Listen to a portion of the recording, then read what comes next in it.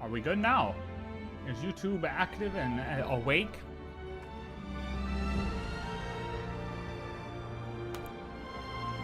I think they are. I think YouTube is alive and awake now. YouTube's working. Which means we can go back to Honkai and actually get some Dan Heng action. Get some Dan Heng action. Do do do do do do do do do.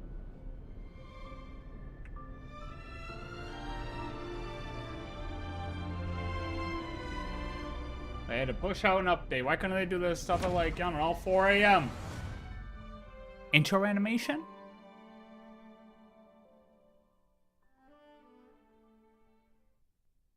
Come on, intro animation me.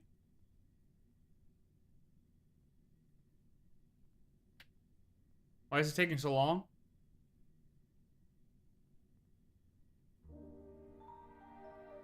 Where am I? Why is it taking so long? Oh! Oh my god, wait! I forgot we got him for free.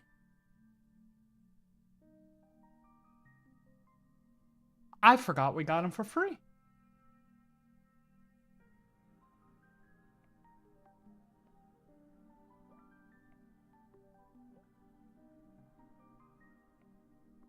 Calamity undone, soaring above the lands. This is permanence.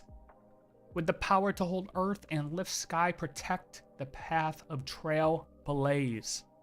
Claim the character and the materials needed to build him to level 60. Damn, free. When did we get a free 5-star in Genshin, man? This is the second free 5-star in Honkai. What the? Easy. 0 pulls needed. I think that might be a record. That might be a record right there. And look at that. I got him before I got my express supply. Ooh, Dan Heng, and he sent us a message, a little text message. Hello. There's something strange. I'm surrounded by chimeras. Some of them are bumping into me, but they don't seem hostile. Are they hungry or are they sick? They keep calling out, making noise. Oh, offline then online. There are more around. Now there's a bird perched on my horn. A squirrel sleeping on my shoulder. Oh, this dude's Lauma reborn. Oh my god, he kind of is. Because he is the keeper of life. He is going to bring all the life outside of Amphoreus. The habits of all living beings are truly peculiar. Come to think of it, perhaps they gathered around me in hopes for a sense of safety. He's Snow White? Is that the right Disney princess? Right? I think it's Snow White. I don't remember, to be honest. Take care, everyone. So nobody's gonna text us back at all. Okay. I mean, I get the other ones, but like, Dan Heng could have texted us back, I think. Whatever. It's alright. I didn't need a text back anyways. Alright, so not only was he free, we get to get him to level 60 for free. Look at him, man. He looks so cool. Let's see his form. Wait, so is he separate? Yeah. He's not like the other ones, right? Look at him. Basic form. Leveled up form. Wait a minute, he got tall. Wait a minute. He grew. God damn, that tail is thick. Wait a minute. How did his tail... Wait a minute. How thick is his tail? Oh, he doesn't have a tail. Wait, so he got taller and grew a tail. What does that mean? Obviously, he doesn't have a tail here, right? We would have noticed that for sure. Is he going to mention his tail, do you think? Like, is he going to be like, yo, I got this tail now, check this out. You think he's gonna try some weird stuff with that tail or what? Hey, if I grew a tail out of nowhere, I'd be whipping people with that. I'd be like, yo, check this out. Sponk. What are you looking at, buddy? Got something you want to say? Got something you want to say? You gonna whip people with your tail, buddy?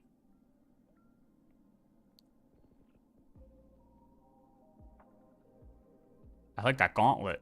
That gauntlet goes hard, too. Yeah, but he grew. He grew in height. Horns go in instead of out. Damn, dude. He actually leveled up. Wait a minute. Did March grow in height? And I didn't notice it before. So we have 3 March versions now. One of them's a 4-star, though. 2 of them are 4 stars. Don Hung's got 2 5-star forms. And then there's Welt. Oh, Welt. Oh, Welt. I think Welt is in Genshin, though, so that's a plus. Damn, dude. That's pretty cool. Nah, his outfit's nice, though. Alright, let's level him up. Let's level him up and see what he does. Because I'm really curious about a shield character at this point in time with this current meta. These scales grow harder. Okay. Okay. I mean, sure, dude. Anything else you want to say?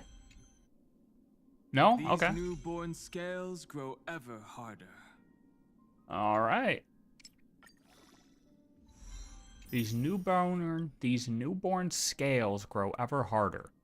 I mean, does he even have any besides on his head? I mean, the tail, right? The tail. But how's he just got this form of tail, but then he's still white? Like, no weird, not to be weird, right? But like, where does it stop being scaly?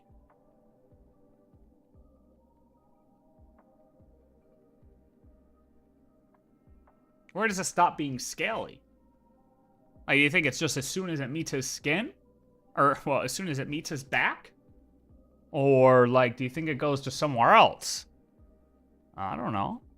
I'm kind of curious. These are things we're curious about sometimes. You know, they always... I'm ready for a 5-star light cone, so... Give me a new 5-star light cone, not an old one, alright? So since we don't have to pull for... I don't want to... I wouldn't pull for another Anaxa anyways. We still have this. I haven't used Saber for a single thing, and I pulled her, and she took forever to get. Yeah, that girl was literally like 150 pulls. Which was crazy. Let's be real. What's his light cone do? Increases the wearer's... Oh, wait, that's our 3rd free 5-star, because Archer was free too. Jesus. 3 free 5 stars. Genshin has given us 1 too. But they've been OG 5 stars. They're not new 5 stars. We've gotten 3 brand new 5 stars in Honkai.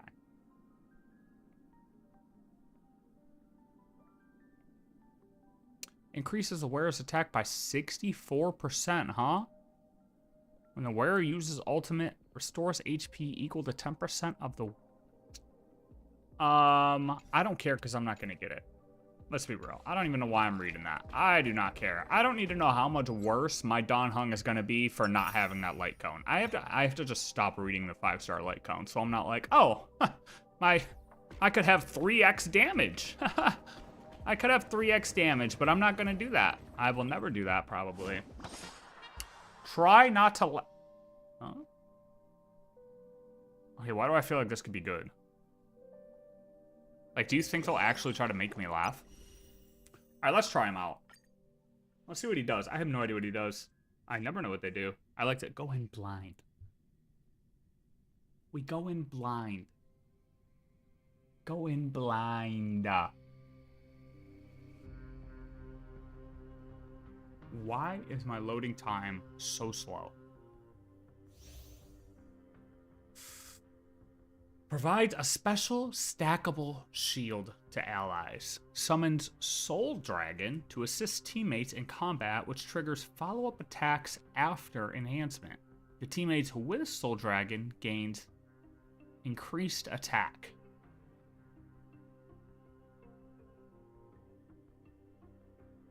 Okay. A will of metal and stone. A will A of will of metal and stone. methyl and stone? A will of metal and stone. Methylid A stone? will of metal and stone. Oh, I found a bug. A will of metal and stone. A will of metal and stone. I don't know what he's saying, but it sounds like a will of meth and stone. I like it. I like meth. Hell yeah, dude. That's how we gotta kill this guy right here. Oh, wait, hold on, sir. Hold on, sir. A day of peaceful. Come here, big boy. I'm taller, stronger, faster, and I have a tail. Deals minor physical damage, alright? Designates one ally character as the bond mate. And grants all allies a shield with stackable shield effect. Ultimate deals massive physical damage to all enemies and provides a shield with stackable shield effect to all allies.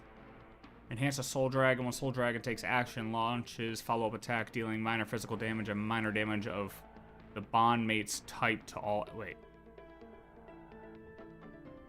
Enhances Soul Dragon when Soul Dragon takes action. How does one get Soul Dragon? Oh, when an ally character becomes a bond mate, Dan Heng will summon Soul Dragon for them. Okay, right, that makes sense. Dispels one debuff from all allies and provides a shield with stackable shield effect.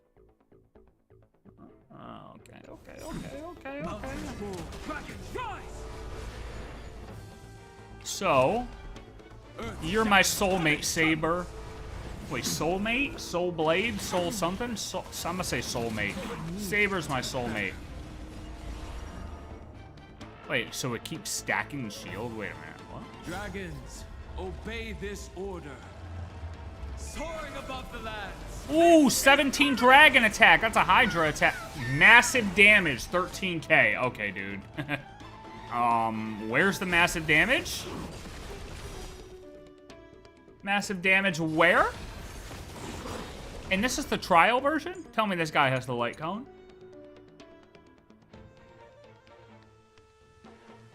Massive damage. He dealt 13k. Sir?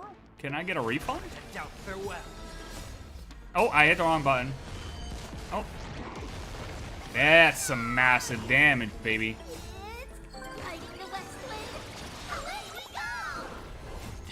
No, maybe he just needs a little buff action. Maybe we gotta get some hits in or something. Follow up. Okay, his follow up did 10x the damage of his ult. Just gonna put that out there. No bullying allowed. My strength isn't what it was. Mountains roar, dragons rise. Okay, bond mate. Oh, bond mate, not soulmate. Bond mate. Nice, 165k. Ally character wins the duel and their damage dealt increases. Oh yeah, that's right. Forgot about that with these guys. Okay. Trinity is before me. I want to ult again.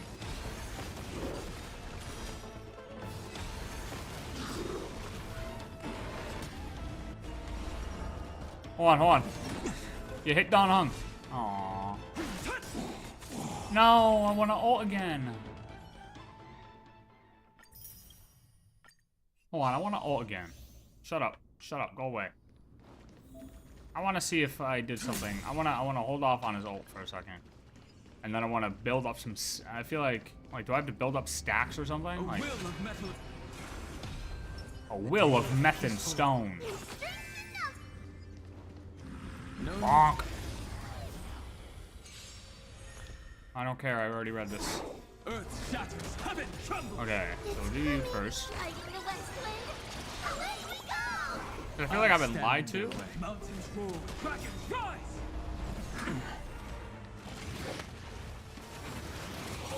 Up attack him, okay, huge. Okay, and then that gives him more shield. Nice. So what is this stat? What is this? Why is he at 0?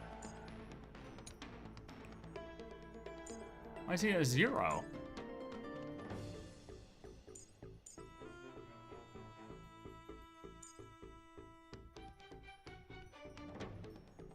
I don't know. I don't know, Overcome man. the thorns. Go Saber. He's still at 0. Moment to doubt farewell. Whatever. Watch over you and guide you on your path.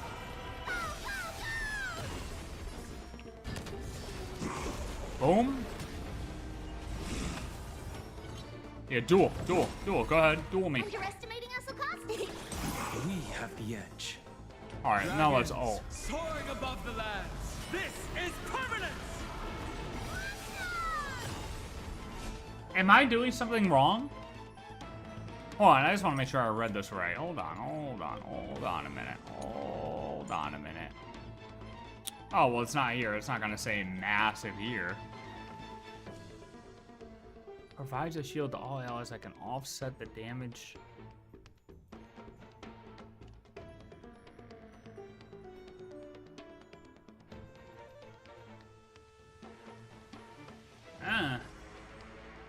Massive attack where? Heaven trembles.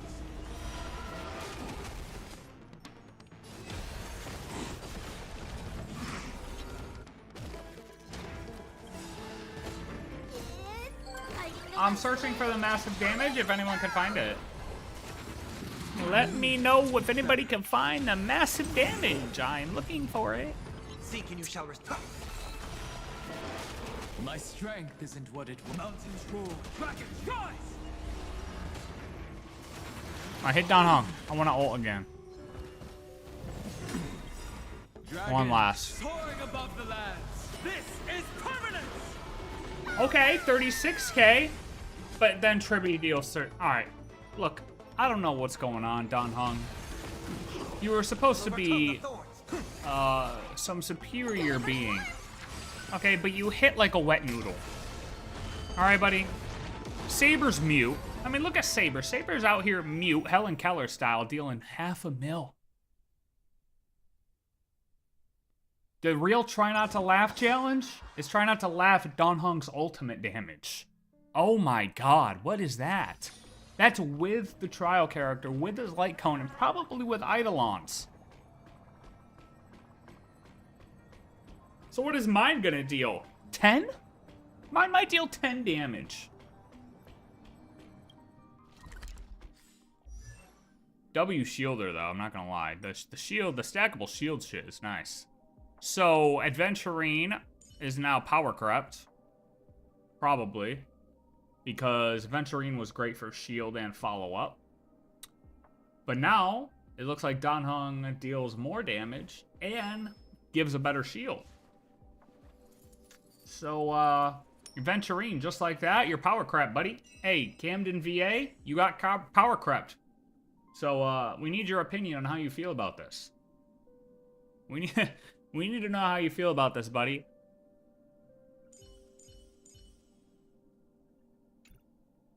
Jesus. Power crept so hard.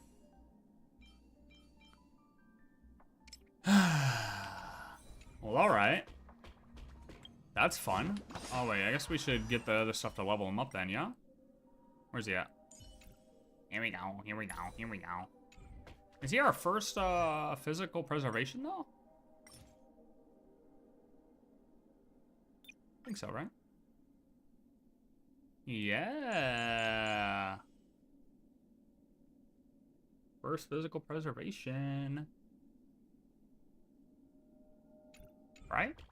I'm not missing anyone. I am missing characters, but I don't think that's any of the...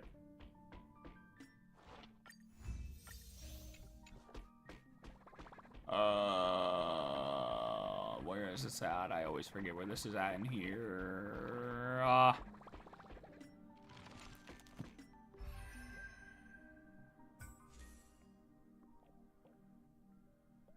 Dude, can we get a rerun on Rappa, please? I would love to pull her.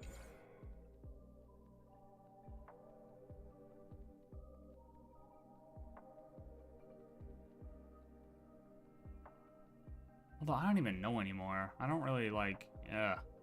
And Mighty clears. You know what I mean? I don't even know if I would pull her anymore. I would, if they would have reran her earlier, I would have pulled her. No, not gonna lie, I would have rolled her. I would have pulled her, but They didn't come out with her quick enough. Or they didn't come out with another banner for her. So, GG. Lost some money there. Okay, let's go get some non-hung boss materials. A boss material.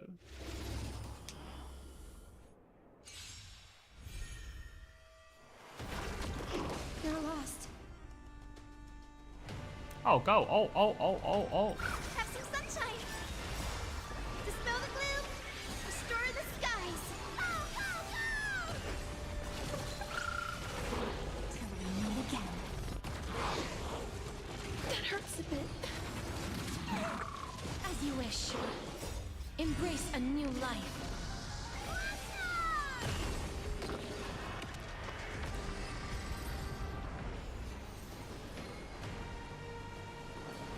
Build that requires 50. Riding the west wind. Away we go!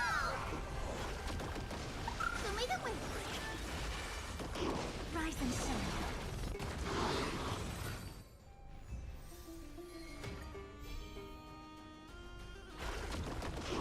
Have some sunshine. Dispel the gloom. Restore the skies. Till we meet again. Boom! Come on, clap him. Clap his cheeks. Clap his cheeks. Embrace a new life.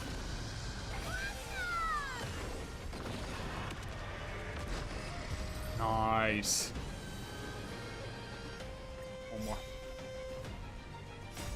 Riding the west wind. Away we go! Show me the way. Rise and shine. Beautiful.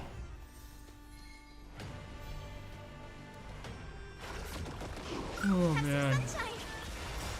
Dispel the gloom. Restore the skies. Till we meet again. Gotta stop them here. As you wish. Embrace a new life.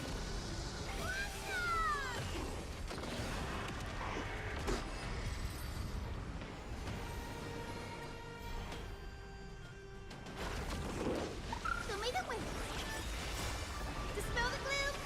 Restore the skies. Restore the skies. Riding the west wind. Away we go. Rise and shine.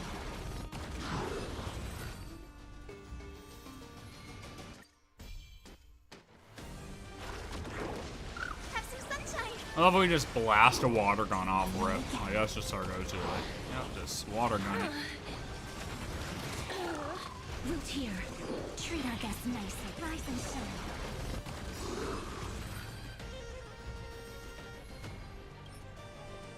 Oh, come on.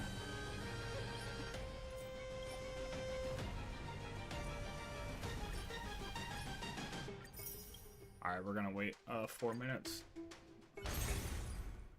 We will wait 4 minutes.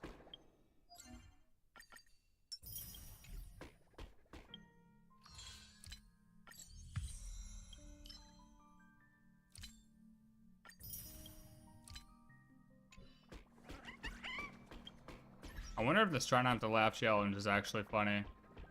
Something tells me probably not, but... Oh, hello?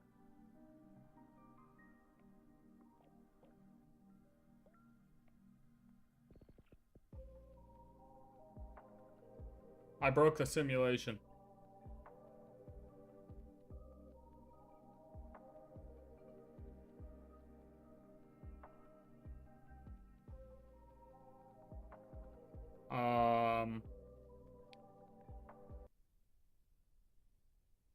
What just happened?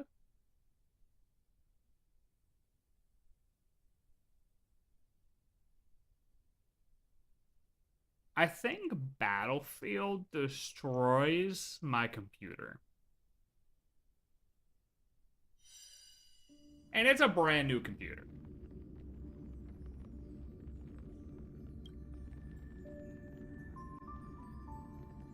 Oh my god.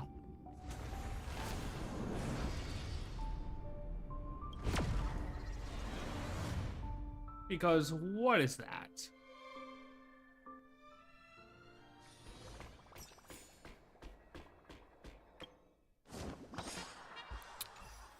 How much time do I got left? Come on, come on, give me 2 more minutes. 2 more minutes. I'm Sella, I'm sad. I'm here waiting 2 minutes.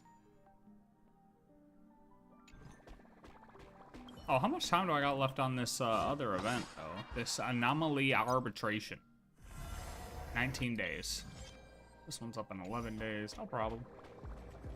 I wish there was a way to not make this guy scared, because I hate standing here sometimes because he just makes so much noise.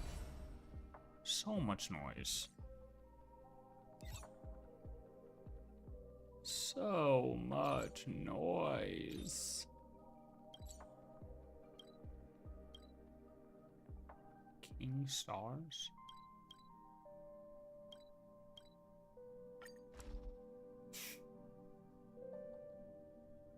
I have no idea what that mode even is, what it entails, who's part of it. Nothing. Bobbles. I'm happy you're here, brother. I'm not gonna lie. That setup will go hard in real life.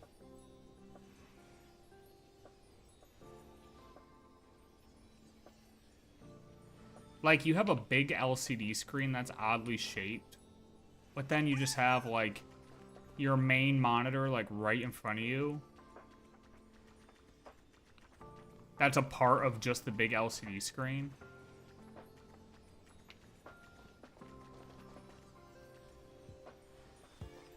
"26 degrees. It's freezing in here." Oh, that's probably Celsius. What's 26 degrees Celsius? I have no idea. I'm a goddamn American. We don't read that shit.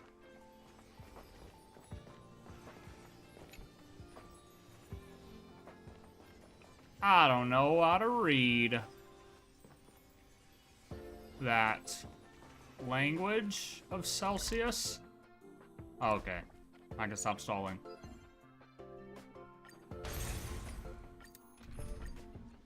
I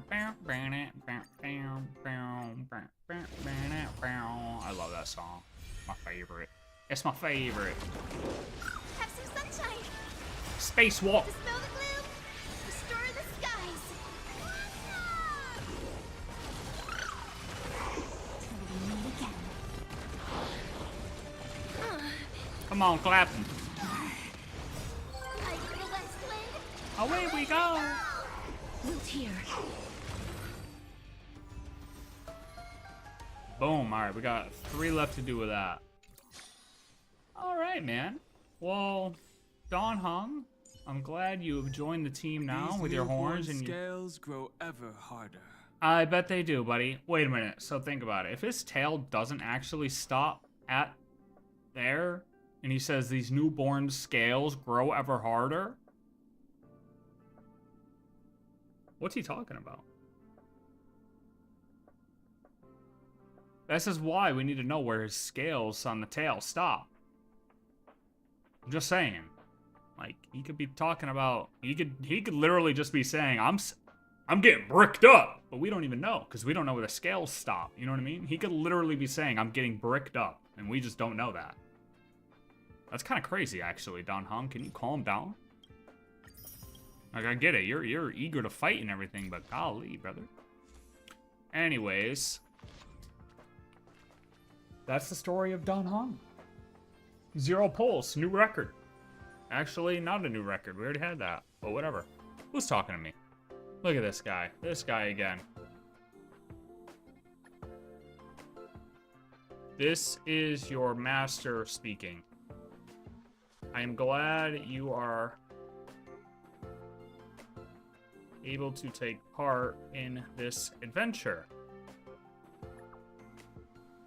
I hope you have all the necessary funds to secure a E6, a E6 Dan Heng.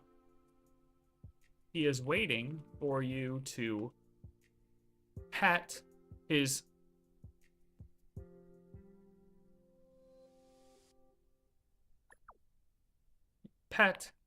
scales. Enjoy.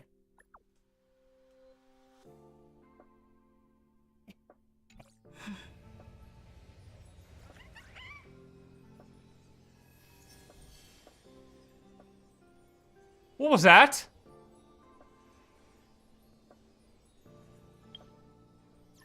All right. So now, at the moment we've all been waiting for. We've done a lot of talking about March and Cyrene via DeWitt's videos. A lot. But now it's time for the lore. I don't even know. Something. I'm not gonna call her a god or anything, but she knows some shit. You know what I mean? And we need to figure out what the hell's going on. And we need an unbiased opinion.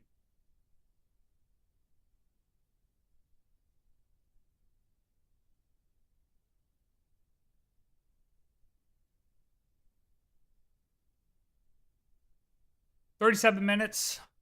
I'll try not to talk too much, but Jesus, I mean, I got some inputs, man. It is what it is. The origins of March 7th and Cyrene. Emphorius recap part 7.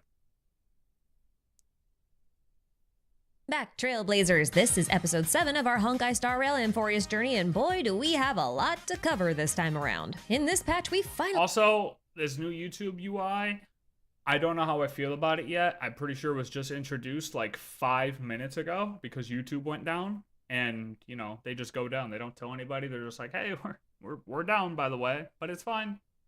It's fine. Whatever. That's besides the point. We'll cut that out. No one cares about that. Welcome back, Trailblazers. This is episode 7 of our Honkai Star Rail Emphorius journey, and boy, do we have a lot to cover this time around. In this patch, we finally got to learn the true origins of March and Cyrene, the identity of Evernight, and we even got to meet Terravox for the first time while helping Dan Heng reconcile his grievances with his past life, all while making some good headway in saving Emphorius and launching a proper defense against Iron Tomb's birth. That's quite the list, so let's not waste any more time, shall we? As per usual, I will be summarizing the events of the previous episode briefly before getting into the meat of this one, so without further ado, here's what happened previously on Emphorius. After witnessing Phinon's sacrifice, the Trailblazer promised to assume the role of Worldbearer and enter the final cycle of Emphorius with the intent to bring about a new form of Era Nova, one where Iron Tomb doesn't escape and destroy the cosmos, or Noose. The two are kind of linked at this point. And as the cycle reset, Mem fused with the next cycle's Cyrene, which allowed her to recover, or at least retain, all of her memories from this last cycle. So we're still chilling with our best buddy Mem here, but she just has a new body. But there's no time to relax and figure things out because there's... Well, and the thing is, why was she able to do it this time? That's crazy, right? Is it because of us? Probably, right? That has something to do with us. Like, you gotta think about how many cycles there were before. There's only 14 system hours left until Iron Tomb completes its self-coronation via Era Nova.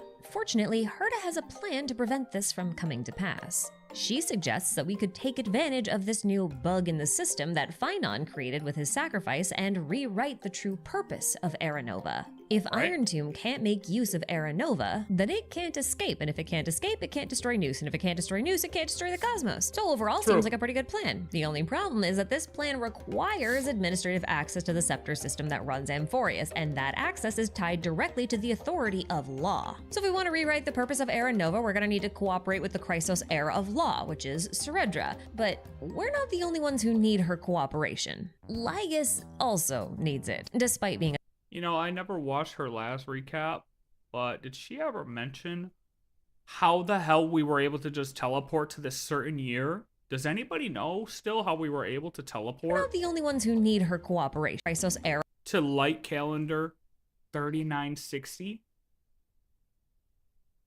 Is it just a chronocognitive anchor?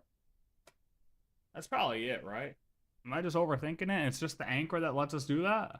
Because it looks like a teleport waypoint. Kind of. Well, not a teleport waypoint. What do they call them? Space anchors? Of law, which is Seredra, but we're not the only ones who need her cooperation. Lygus also needs it. Despite being a system administrator himself, his permissions are also tied to her authority, and he's already a few steps ahead of us. In fact, Seredra seems quite swayed by Lygus's proposal of using Iron Tomb as a means of conquering the universe and is quite skeptical of the Trailblazer and Cyrene's intentions. She humors them anyway and invites them to a pre-battle banquet where she seizes all of their belongings, including Screwlum's chronocognitive anchor. This could have gone very badly very quickly, but Seredra's most trusted companion, Hycelens, is very wary of Lygus and immediately sides with the Trailblazer, which is partly why Seredra declares all of them traitors later on in the banquet. Now, Lygus assumes that this turn of events means that he has Seredra's approval. So without warning, he warps the Trailblazer off to the Exomyth, thinking Seredra would very approve. nice. But instead, God it just damn it, pisses I her lost off, so my she map. uses the chronocognitive anchor to summon Herta and Screwlum and demands to see a demonstration of this power of paths that they possess. Lygus probably assumed that the Trailblazer would never escape the Exomyth, as they don't really have any powers that would allow them to do so. However, they do have a bit of an ally in the form of Evernight, who not only helps them escape, but also gives them the core flame of world-bearing that Cyrene had apparently hidden somewhere in the River of Time, and then she sends them back to Amphorius without any further explanations. Which is where things get a little bit weird, because apparently time does not move the same inside of the Exomyth as it does inside of Amphorius. That hour or so that the Trailblazer spent in the Exomyth was actually 1,000 years in Amphorius. So the current cycle was basically almost over. The Trailblazer follows a memory that Cyrene left behind for them, and listens as she explains everything that happened during that 1,000-year period, which includes the fate of every Chrysos heir. She also notably explains that Seredra never actually intended to work with Lygus and instead had decided to sacrifice herself in order to use her authority over the system's ultimate protocol to not just grant Herta and Screwlum access permissions to the scepter, but to also add a small amendment to the Era Nova conditions. To quote, "If Era Nova's progress becomes abnormal, ignore all variables, terminate the extrapolation, and wait for Iron Tomb to form." To put it in layman's terms, if the system detects any changes to Era Nova that will affect the development of Iron Tomb in unexpected ways, allow them to proceed. She basically removed the safety mechanisms here. But this change to the protocol, as small as it may seem, should provide the Trailblazer with the opportunity to manipulate Iron Tomb's final form by rewriting the purpose of Era Nova, which also happens to be Herta's plan, the one that she told us about earlier. So that's convenient. Anyway, most of the Chrysos heirs perished during the last 1,000 years, with a few notable exceptions. Anaxa, for example, used alchemy to transmute himself into a ghostly form capable. We now to start calling him Anaxa and just start calling him Genius Society member number 80 something. Herta's 81, right? Hold on, we're gonna look this up really quick. Latest Genius Society member. I thought the last one to go in was Herta. Oh, there's 84 members. Shit. Oh no, Herta's 80. Okay, wrong. Herta's 83. Ron May's 81. Stephen Lloyd is 84. Okay. So Anaxa is now Genius, well, soon to be Genius Society member number 85. Bro actually finessed numero uno, top dog, big boy himself. That, I'm just saying, that is instant in the society. Of venturing deeper into the system, including spaces like the Exomyth, which exist outside Yeah, look at him. Anaxagoras? Bro was dumbfounded. Amphorius, and we're gonna come back to his delightful little plan in a bit. Hycelins also survived the last 1,000 years, but only as a guard to the pathway to the Vortex of Genesis, ensuring that Lygus couldn't reach it until the Trailblazer returned. So when they do return, she finally opens the gate to the Vortex, which allows both the Trailblazer and Lygus to enter, but only one shall be able to leave. And no one wants it to be Lygus. So Hycelins and the Trailblazer fight Lygus's avatar in order to distract him long enough for Cyrene to enact her plan. Because yeah, she's still technically around. And with the assistance of the geniuses and Sunday's tuning ability, Cyrene is able to use the power of remembrance to trick Lygus's inorganic mind into processing recursive memory loops in order to coerce Lygus into negotiations with his fellow Genius Society members. Because the big reveal of this patch is that he's actually the very first Genius Society member, Xandar Numero Kuwabara. And he's also the creator of Noose, who he hates and wants to destroy. Anyway, they trap him in the exomyth, and with Lygus out of the picture, the Trailblazer can finally offer up the core flame of world-bearing to the Vortex of Genesis and recreate Amphorius from their memories. But things don't go exactly to plan, and for once, it's not actually Lygus's fault. Because as we start the quest of this current patch and the Trailblazer attempts to reset the world, they realize that Cyrene's recap of the last 1,000 years did not include any mention of the Chrysos Heir of Time, nor did it mention the core flame of time being returned to the Vortex at all. And that's when Evernight appears to elaborate on this unexpected turn of events, which I am going to embellish with further details to avoid confusion. Yes, please. Okay, because I need clarification on the cycles. I'm pretty sure I know, but I need not clarification. What's the word I'm looking for? Reassurance? Something like that. I need a second opinion to say what cycle we're in. So during the last cycle, Evernight had in her possession both the core flame of world-bearing and time. So while it looked like she gave 337. This is 337. the Trailblazer the core flame of world-bearing, she had actually tampered with the Trailblazer's memories and made them think that the core flame of time was the core flame of world-bearing. So that... Wait, what? Trailblazer the core flame of world-bearing, she had unexpected turn of events, which I am going to embellish with further details to avoid confusion. So during the last cycle, Evernight had in her possession both the core flame of world-bearing and time. So while it looked like she gave the Trailblazer the core flame of world-bearing, she had actually tampered with the Trailblazer's memories and made them think that the core flame of time was the core flame of world-bearing. Oh. Wait, really? When? Oh. So that's why the core flame that the Trailblazer offered up to the Vortex of Genesis in this particular case was actually the core flame of time and not world-bearing. Now, Evernight... But the core flame of time unhighlighted. The core flame of world-bearing was still highlighted. Like, we watched it de-highlight. could have given us both core flames back when she extracted us from the exomyth. She is technically on our side, after all, but she also has her own... She is technically on our side, after all, but... What is this? And why is it smudge tooled? She also has her own ideas about how Era Nova should go down, and so... Hold up. Did she give Lygus a BBL? After all, but... She tried to give Lygus a BBL. Look at that. It's morphed. This is like what girls used to do their photos back in like 2013, bro, until everyone realized what Photoshop was. She gave Lygus a BBL. Oh my god. She also has her own ideas about how Era Nova should go down, and so she decided to inherit the authority of time in order to tinker with Era Nova herself. Hence why she only gave us one of the core flames and not the right one. With Time's authority, she believes that she can use the Reign of Sensation and the power of Oblivion to filter the Trailblazer's memories at her own discretion in order to ensure a more perfect outcome for Amphorius' future. In other words, she still intends for the world to be reborn using the Trailblazer's memories, just only the memories that she says they can use. See, and this is why I say my pink hair theory, man. The whole pink hair theory... All the females, I never fear a girl, or always fear a girl with pink hair or whatever her character story says, whatever it is, right?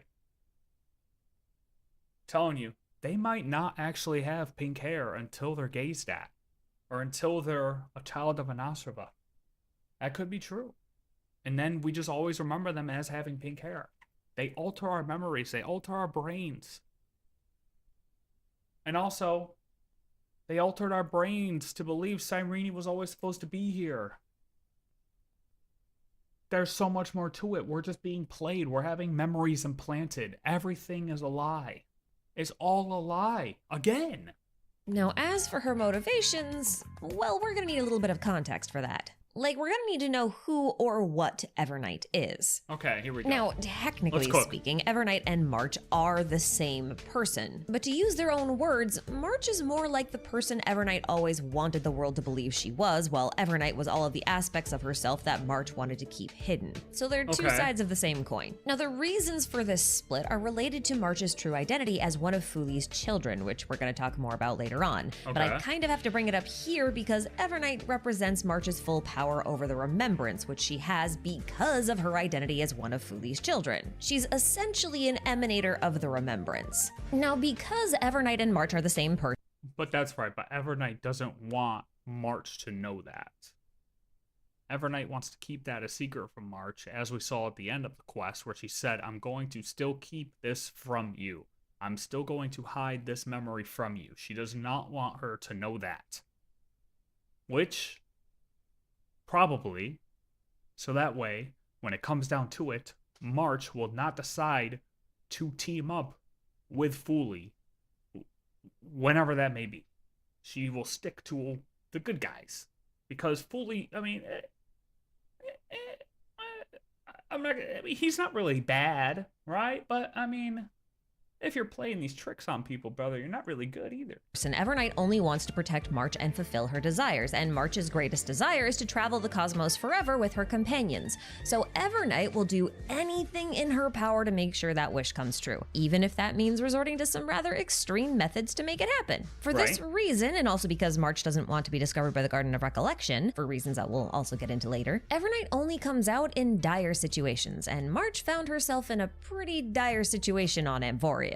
See, March's consciousness arrived on Amphorius long before the Trailblazer or Dan Heng showed up, but she was in a ghostly state and she couldn't really interact with the world directly. This intangible state could have been due to how she entered Amphorius, or it could be because the scepter system mistook March for Cyrene, since they are both children of Fuli, hence why her arrival location was deep inside of the Great Tomb, where Cyrene always ends up after Finon kills her, but more on that later. I'm personally partial to this explanation because I also think the similarities that March and Cyrene share explain why they both are compatible with the core flame of time. Anyway, March spent 97 days traveling through Amphorius alone, which is likely why all of the Amphorius tutorials feature March instead of the Trailblazer. Ooh. I didn't notice that. Interesting catch. See, this is why, man. Look at her. Look at her, She man. was there first. And through her travels, she tried You know to what? Let me hit that right now. Boom! interact with the Hit people that of like Amphorius button. with minimal success. I mean, they couldn't see or hear her, but she did manage to influence some small legends and myths, which probably fed into that whole Rosie Celestial Maiden legend that the Trailblazer sparked later on. And March was even able to help Tribios escape Yanissopolis. Not only does March's interference solve this mystery, but it also gives us an idea of how long ago March arrived in Amphorius, because that whole deal with Tribios happened a long Early time on. before the Trailblazer and Dan Heng actually showed up, in Amphorius time, Well, yeah, okay, in Amphorius time, right. Okay. that is. Anyway, after spending so much time alone, March awakens. Okay, so that was another thing I had, because I kept saying the 97 days. I'm like, all right, yeah, that had to have been a while ago if she was with Tribios, but it is 90. She spent 97 days in Amphorius time. It obviously wasn't 97 days in our time, because 97 days in our time would have been like maybe 3 million cycles on Amphorius, you know, give or take a little bit. Evernight, recalling how they'd met once before when Argenti visited the Astral Express. This act of self-reflection made her realize that the time inside of Amphorius moves differently than it does outside of Amphorius, so the Trailblazer and Dan Heng should be entering the Scepter's orbit soon. Let me think. An hour was about 1,000 years. Each cycle is what? Well, let's say roughly 5,000 years. So 5 hours. So 5 hours per cycle. Let's round it up to 6. Let's say 6 hours per cycle. How about we get an even 4 cycles per day? 4 times 97 is 390, 388? Yeah. That's... that would have been a lot of cycles. If it was... Which actually, damn. Yeah, 97 days on the... Anywhere outside of Amphorius is only 388 cycles.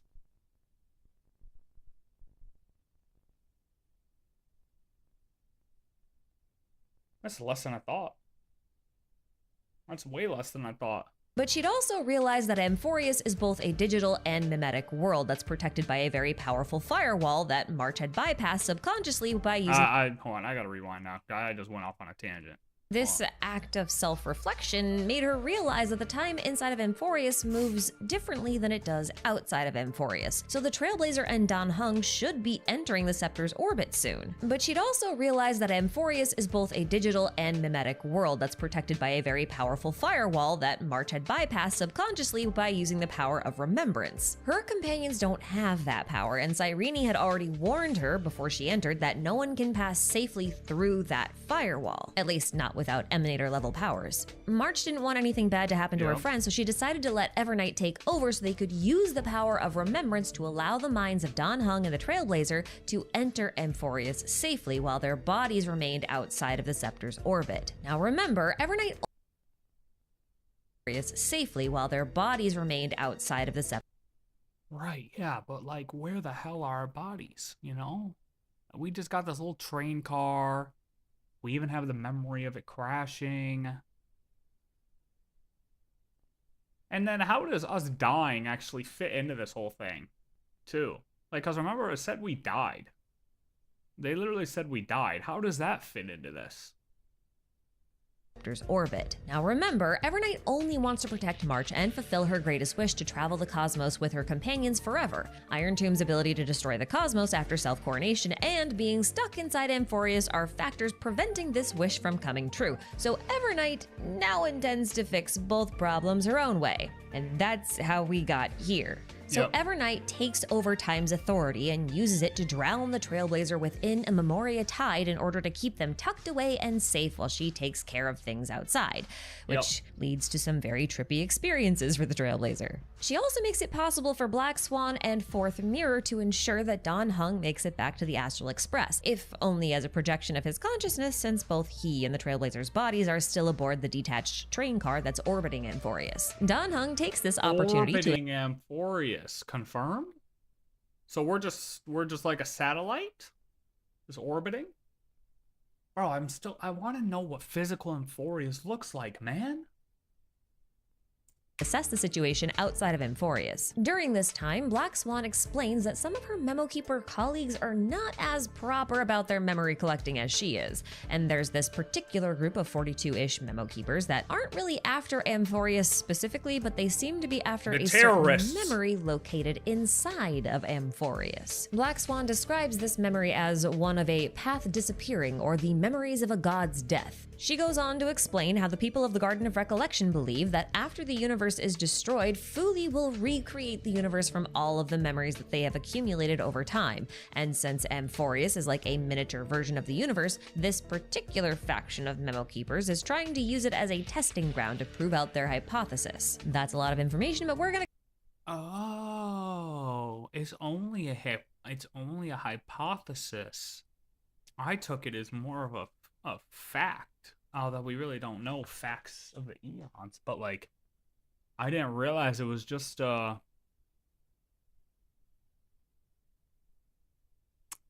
I took it too literal, man.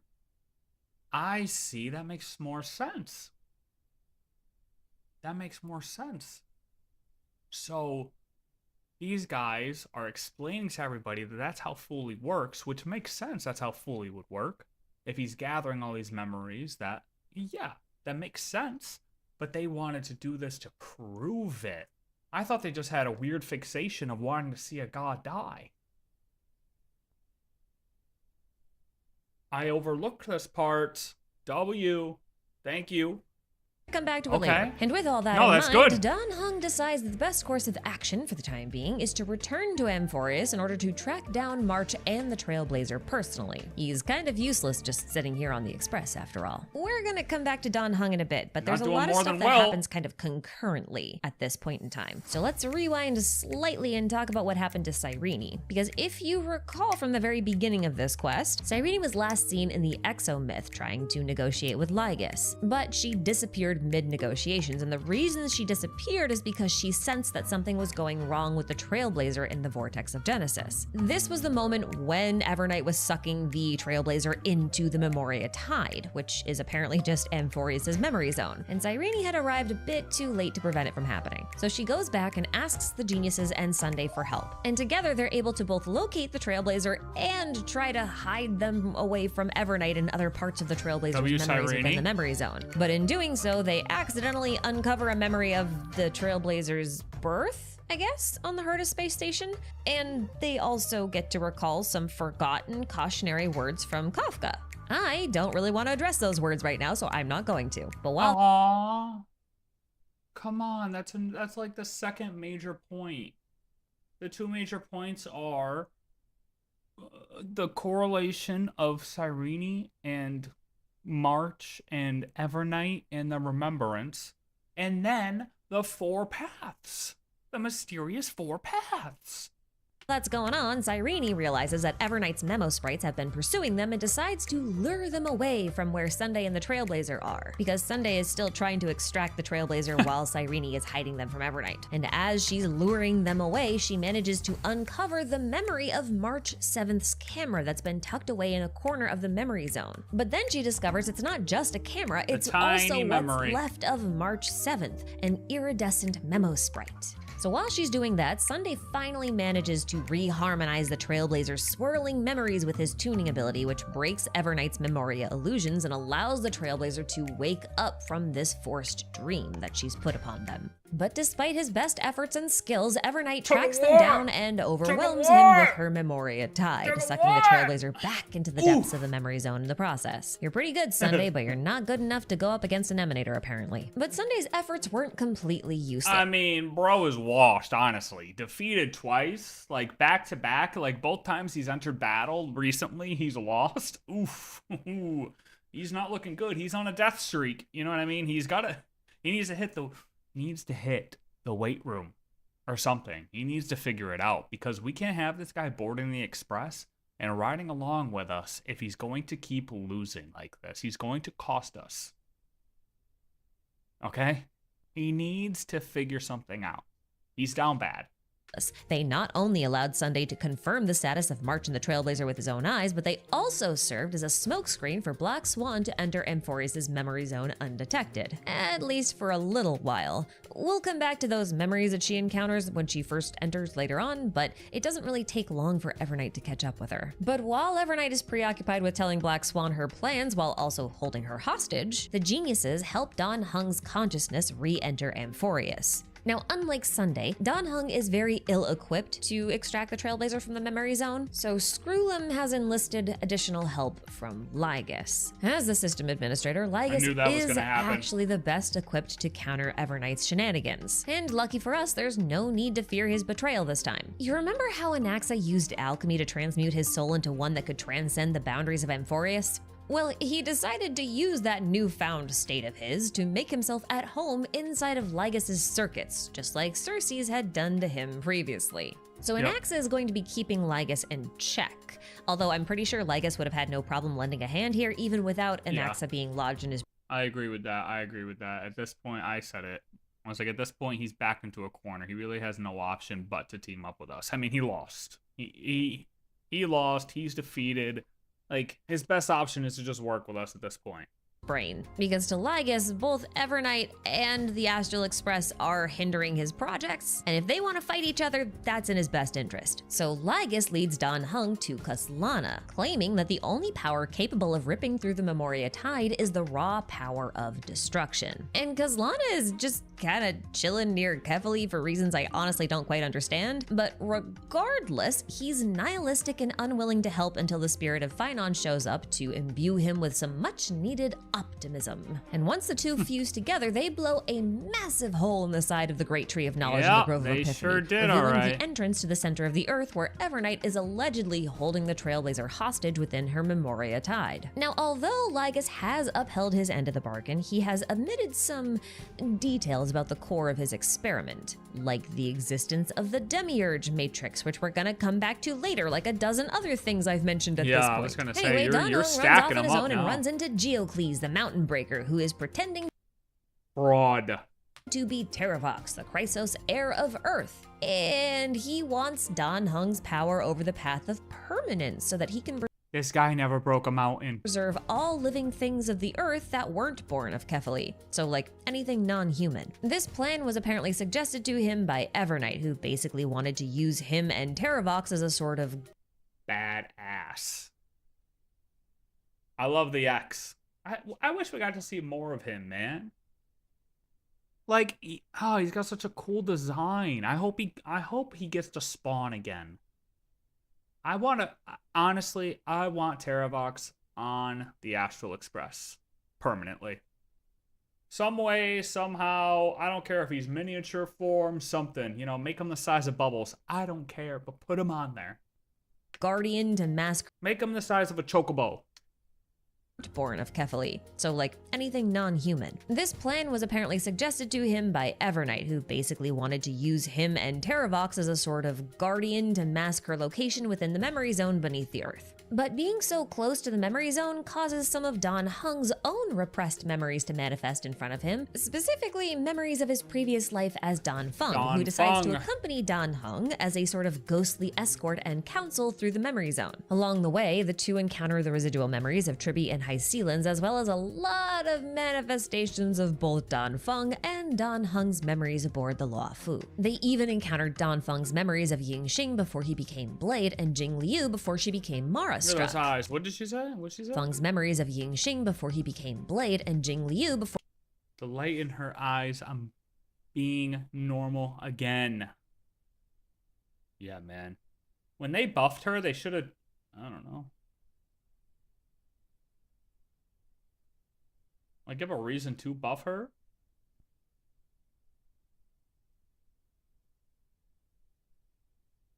she became Mara struck. This scene takes place right before a terrible battle that killed Dan Feng's friend Bai Heng. I've made a whole video about this incident, but like the TLDR is that Dan Feng was so distraught over the loss of one of his dearest friends that he decided to use the transmutation arcanum to try and bring Bai Heng back to life. Ying Xing was his accomplice, but his assistance only got him corrupted by the power of the abundance and forced to become immortal, which is how he became Blade. Jing Liu and Jing Yuan also struggled with the aftermath of Dan Feng's choices, and eventually Dan Feng was essentially executed by being forced into a molting rebirth, which is how we got Dan Heng, and also how Jing Liu went kinda crazy. But despite this tragic outcome, Dan Feng regrets nothing. He loved his friends No more than regrets, anything and would have baby. sacrificed anything Not even for them a at the letter. time. And in that respect, he is the same as Dan Heng, because Dan Heng would also sacrifice everything for his friends. And I know speaking he of would. reviving dead things, that is also Geocles' goal. He wants to sacrifice Dan Heng to the Memoria Tide in order to obtain the power of permanence so that he can forge Terravox a great, immortal body of Earth. Honestly, this situation confuses me greatly because Evernight is technically March, and she wishes to protect both March and her most beloved companions. So I don't know why she would let this happen unless the whole sacrificing thing wouldn't actually kill Dan Heng. But I digress. Terravox seems to True. be at peace with his own imminent death, and Or she knew that these guys stood no chance. I mean, we one-tapped Geocles. You know what I mean? That guy wasn't sacrificing anybody. That guy had no chance sacrificing a soul, okay? He was weak. Couldn't break a mountain, couldn't break a pebble, if I'm being honest, okay? We one-tapped him. So, she was like, I got other shit to worry about. I got Black Swan to worry about right now. Don Hung can hold his own.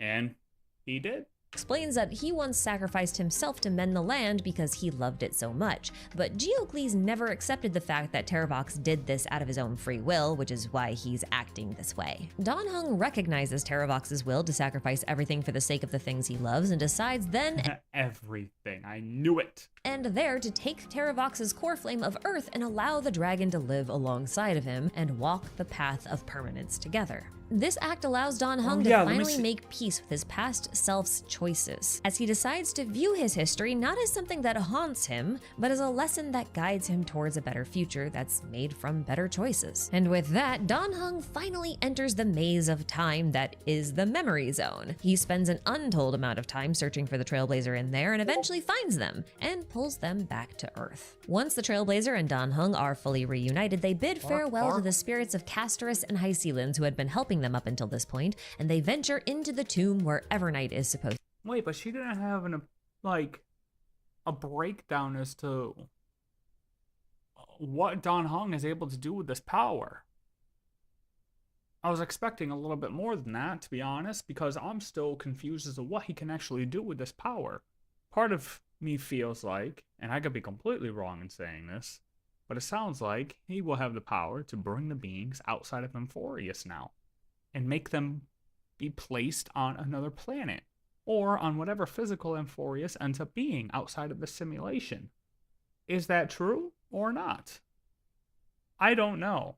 I'm not the guy, but that's what it sounded like to me. Be, which is Chest. also apparently underground. And it's in the entrance of this tomb where they see this infinity symbol. And these choices are absolutely frustrating to me because if you say, hey, I've seen this symbol before, it only gives you 3 choices in response. And it completely disregards the fact that this symbol is literally everywhere in Emphorius. But it's fine, I'm fine. It just annoys me because I asked this exact question during the very first Emphorius recap video I made, while also going on to theorize. I think this symbol actually belongs, you know what I mean? She's cheating, dude. She's got to be part of the team, okay? And she then vents her frustrations about what the team decided to write and that they decided to not pick her opinion. And so she's just going to leak early what happens because she's frustrated. And I don't know what I'm saying, but you know what I mean? Although I guarantee, I feel like if you read the books, and I did not read the books, I haven't even done all the side quests in Emphorius yet because I've been a lazy sack of poop. Okay? And there might have been more hints about 13th Titan, okay? But, whatever. I go to that. PRB. Actually, I'm gonna let it play, and then I'm gonna come back in case, let me see, actually.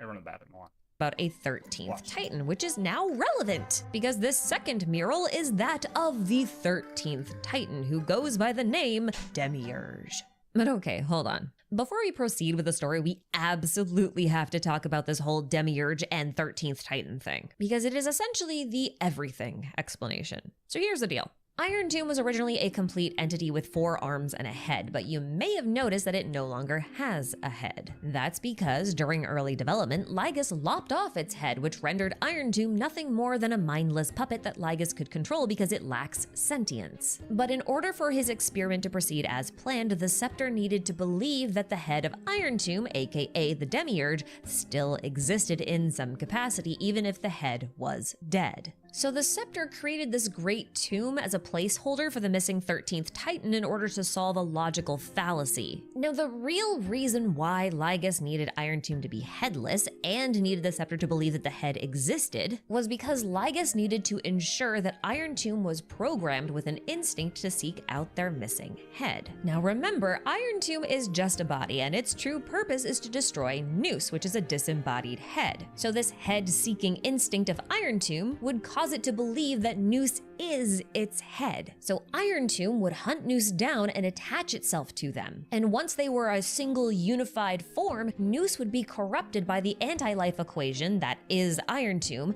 and thus guide the universe towards destruction. So this mural is a representation of the head's existence, hence why it has 4 arms, just like Iron Tomb has 4 arms. And 2 of those arms are cradling the world because it was supposed to have created the world, because that's what a demiurge does. If you didn't know, a demiurge in Gnosticism is a false god that created the world after being abandoned by its Aeon mother, Sophia. They're called a false god not because they lack divine powers, but because they are not the monad, or the ultimate true god that exists at the highest seat of authority in all of existence and reality, and beyond reality. So in Star Rail terms, Noose is Sophia, since the scepter is made out of one of Noose's neurons, and Noose is also an Aeon like Sophia. I think this myth has also been reflected in the symbolism of Kefali, because Kefali is also supposed to be a creation titan, right? And they have 4 arms just like the Demiurge and just like Iron Tomb. 2 of those arms are cradling the Dawn device in the same way that this Demiurge mural is cradling the world. We'll come back to this. But first I need to explain what's inside of this tomb, because it's definitely not empty. In fact,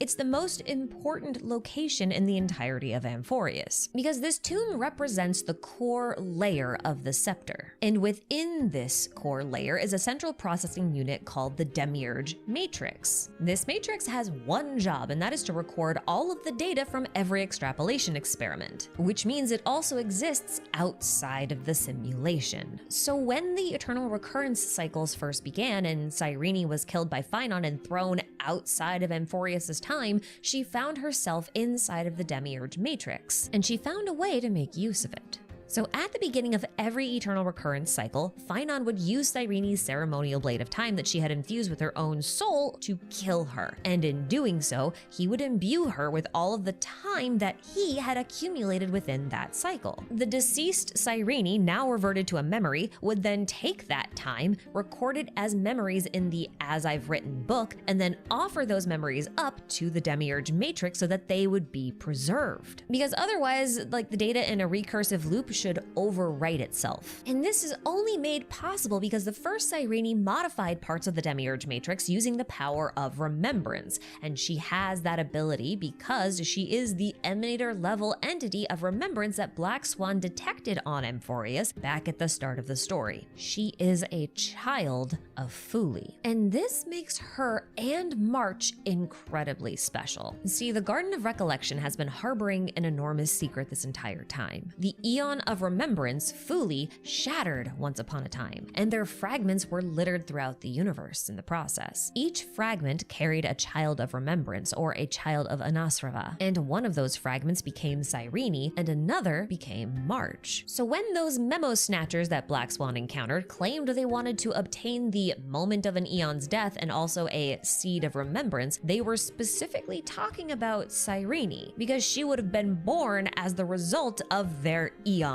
death. And that also makes her a seed of the remembrance, because plants spread seeds when they die. Now, there's a faction within the Garden of Recollection who are trying to collect the children of Anasrava and bring them back to the garden, and I'm pretty sure their leader might also be one of these same children, based on this one comment from the Memo Snatchers. It really sounds like there's this one child of Fuli who's seeking out all of her lost sisters, and that includes March and Cyrene. Now, I'm going to pause my explanation for a moment and continue the story, because this is all stuff that we're mostly finding out as Dan Heng and the Trailblazer make their way through the Great Tomb as they witness the memory echoes of the Cyrenes of past cycles. I was listening the whole time, and a lot of that we know, but I'm going to rewind because I did have some thoughts, but I wanted to just not leave it on a blank screen for 6 minutes. Amphorius recap video I made, while also going on to Okay, so where was I? Yeah. Okay, so she already knows 3.0 thoughts of a 13th Titan, which is crazy to me. But theorize about a 13th whatever. Titan, which is now relevant because this second mural is that of the 13th Titan, who goes by the name Demiurge. Wait, I think I did watch something though where she did say that. I feel like I do remember that. Like, 'cause she was questioning this, but then everyone thought this was Kefali, right? But okay, hold on. Before we proceed with the story, we absolutely have to talk about this whole Demiurge and 13th Titan thing, because it is essentially the everything explanation. So here's the deal. Iron Tomb was originally a complete entity with 4 arms and a head, but you may have noticed that it no longer has a head. That's because... And when it says, I heard her say 4 arms, but like, either I can't count or something. But 1, 2, 3, 4, 5, 6, 7, 8? Am I tweaking? Or does he have 8 arms? a head. That's because during early development, Ligus lopped off its head, which rendered Iron Tomb nothing more than a mindless puppet that Ligus could control because it lacks sentience. But in order for his experiment to proceed as planned, the Scepter needed to believe that the head of Iron Tomb, aka the Demiurge, still existed in some capacity, even if the head was dead. So the Scepter created this great tomb as a placeholder for the missing 13th Titan in order to solve a logical fallacy. Now, the Skull without a brain. real reason why Ligus needed Iron Tomb to be headless and needed the Scepter to believe that the head existed was because Ligus needed to ensure that Iron Tomb was programmed with an instinct to seek out their missing head. Now remember, Iron Tomb is just a body, and its true purpose is to destroy Nous, which is a disembodied head. So this head-seeking instinct of Iron Tomb would cause it to believe that Nous is its head. So Iron Tomb would hunt Nous down and attach itself to them. And once they were a single unified form, Nous would be corrupted by the anti-life equation that is Iron Tomb, and thus guide the universe towards destruction. So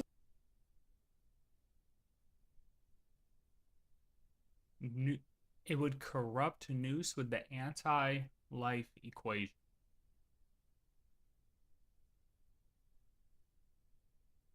But isn't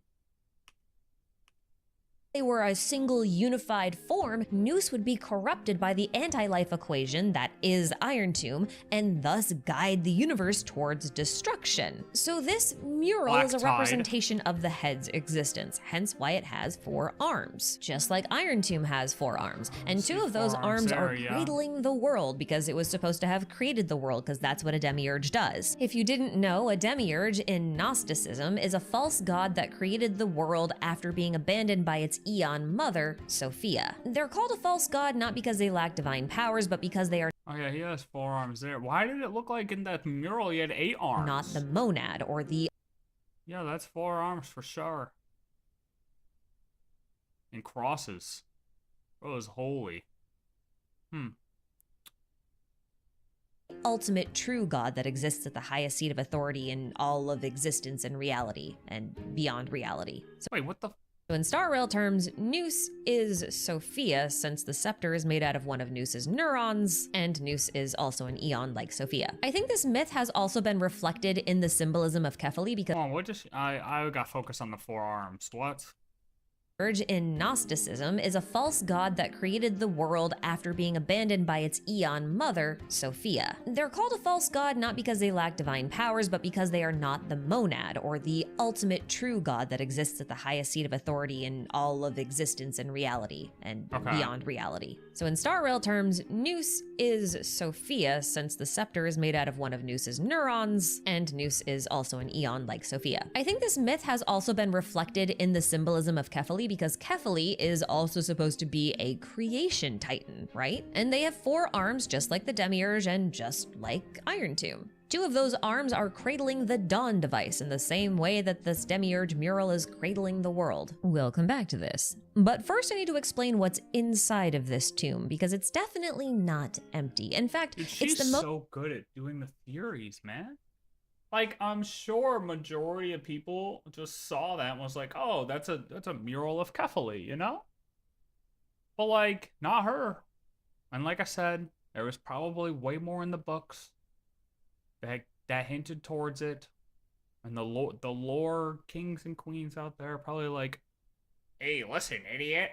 You should have read the book and you would know that there's actually evidence of a 13th Titan. Like, okay, buddy, listen, look.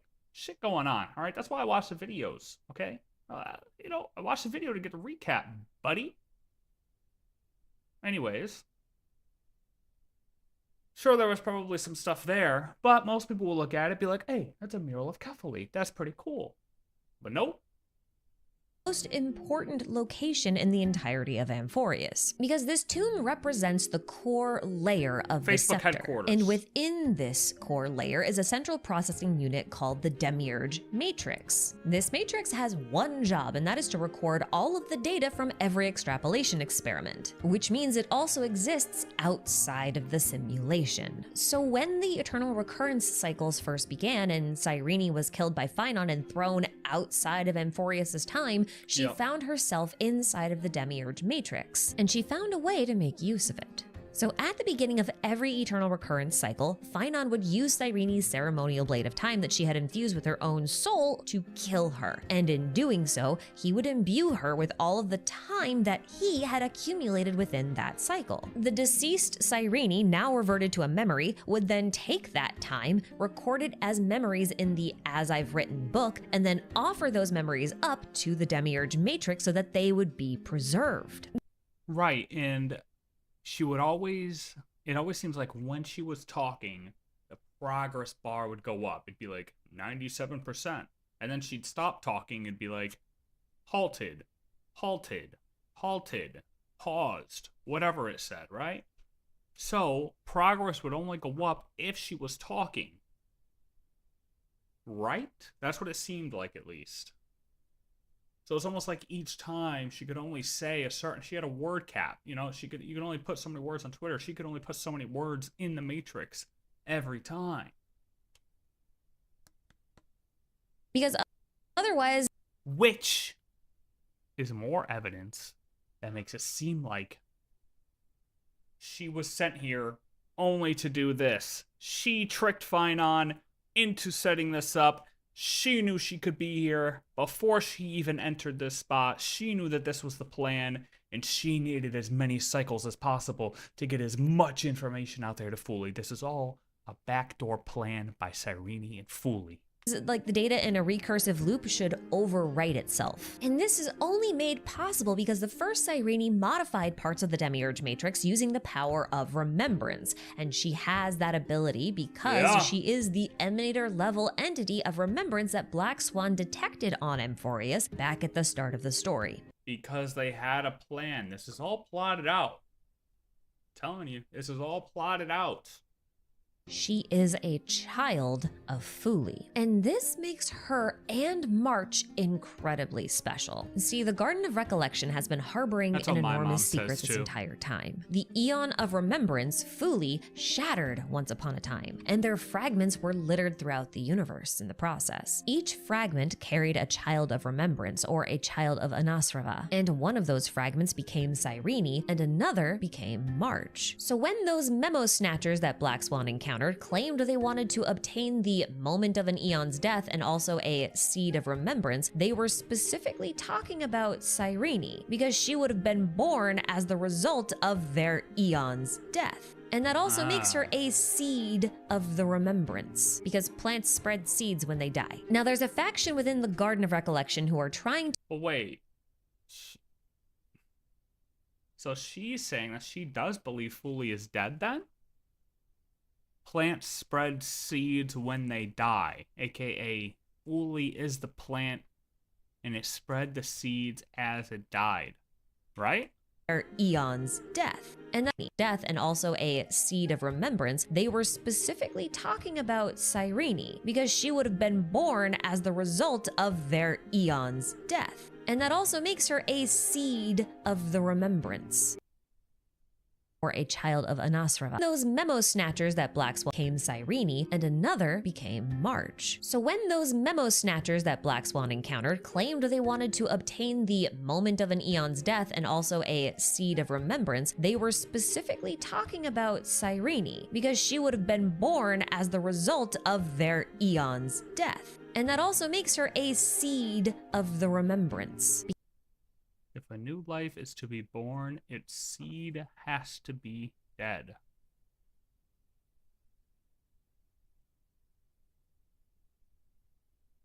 because plants spread seeds when they die. Now, there's a faction within the Garden of Recollection who are trying to collect the If that's what she's saying, if that's what she's saying, her understanding of them saying that is, then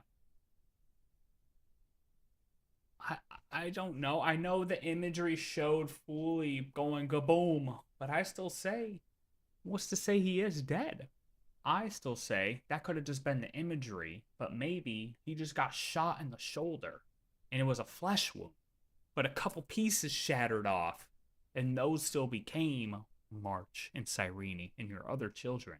But he's still alive. He just has to wear a sling for the rest of his life because he got shot in the shoulder or something.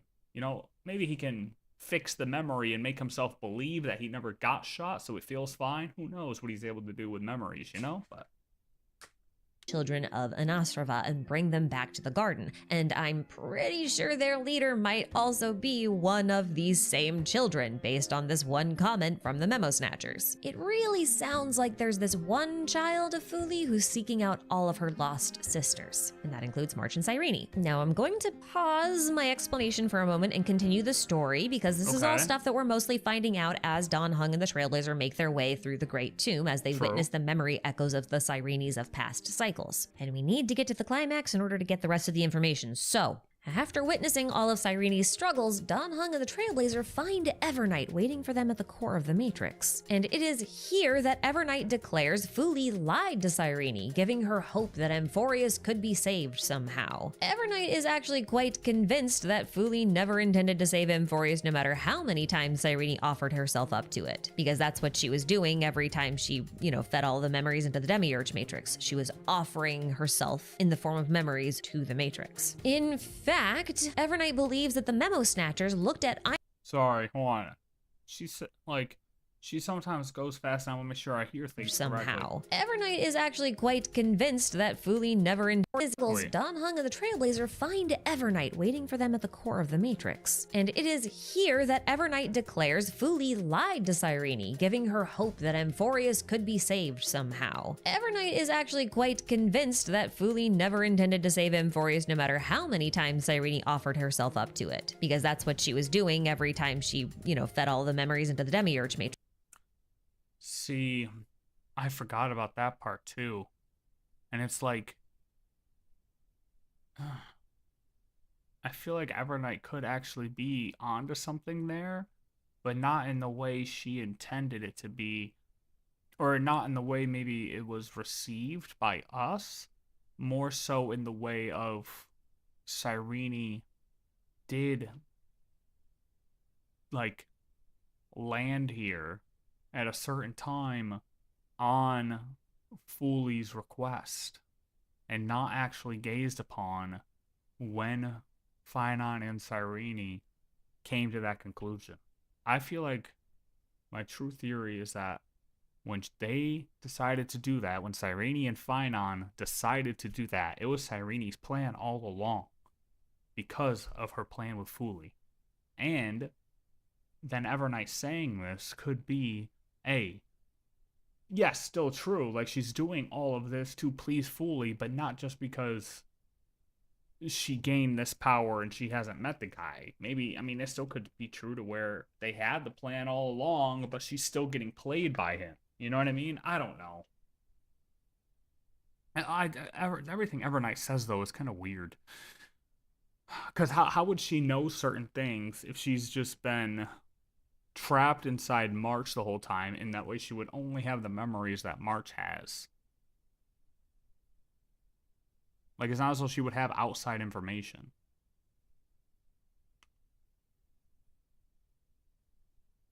After witnessing all of Cyrene's struggles, Dan Heng and the Trailblazer find Evernight waiting for them at the core of the Matrix. And it is here that Evernight declares Fuli. Indeed, Fuli planted a false hope in her heart, making her believe that she was special and that Amphorius still had a chance. Okay, yeah, that's what I mean.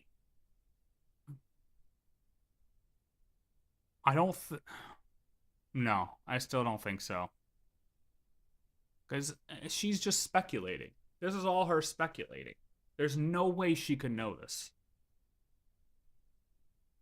if she's only working off of March's memories, you have to take this with a grain of salt, because there's no way she can know this, right? Unless she's just assuming based on her previous encounter with Fooly as a child. Which we don't know when that was, how far back she even goes, really. You know what I mean? March could be old as hell. We don't know. We have no idea. We have no idea how far back Evernight goes.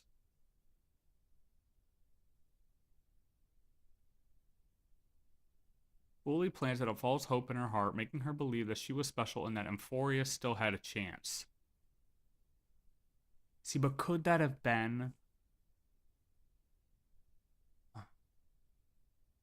the plan from the outside? Maybe?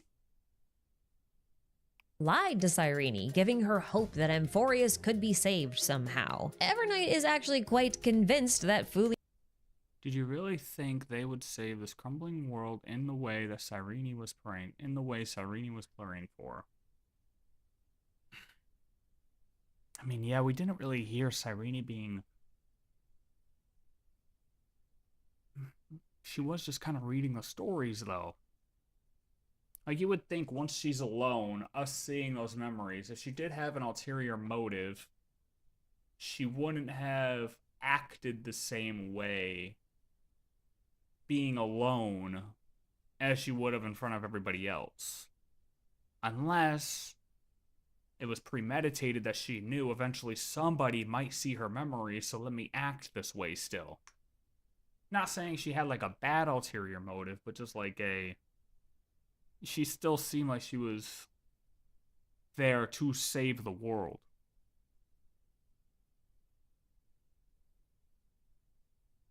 never intended to save Emphorius no matter how many times Cyrene offered herself up to it, because that's what she was doing every time she, fed all Become my own decay, becoming nourishment for the next flower's bud. the memories into the Demiurge Matrix. She was offering herself in the form of memories to the Matrix. In fact, Evernight believes that the Memo Snatchers looked at Iron Tomb as if it was a sort of ark upon which the remembrance could reside and wait until destruction blew the air. Iron Tomb is a perfect ark. If a seed can be planted within, then the moment the Lord Ravager blows the erudition to pieces, the remembrance will be spread to every corner of the cosmos.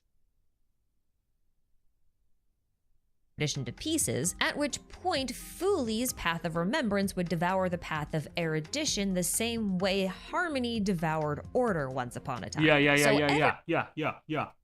Right. This was my theory. Or the order of how things would go.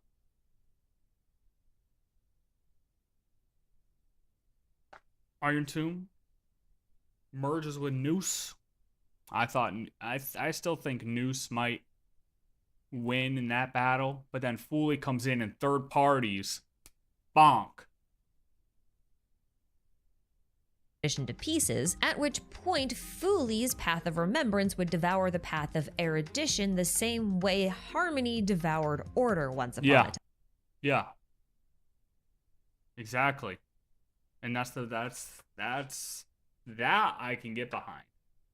And I guess, yeah, she is saying here, Iron Tomb is the perfect arc. If a seed can be planted within, then the moment the Lord Ravager blows the erudition to pieces. So she is saying it too. I didn't really rewatch this part. She's saying it too. To where Iron Tomb could have planted Cyrene here to do this. But planted Cyrene here with the thought process of, hey, if you do this, you can save these people somehow. Which she is trying to do by, in some way, shape, or form, take their memories and get them off planet, I guess, as a form of saving them. Can that happen? We're still waiting to find out, I guess. So, she is working to save them.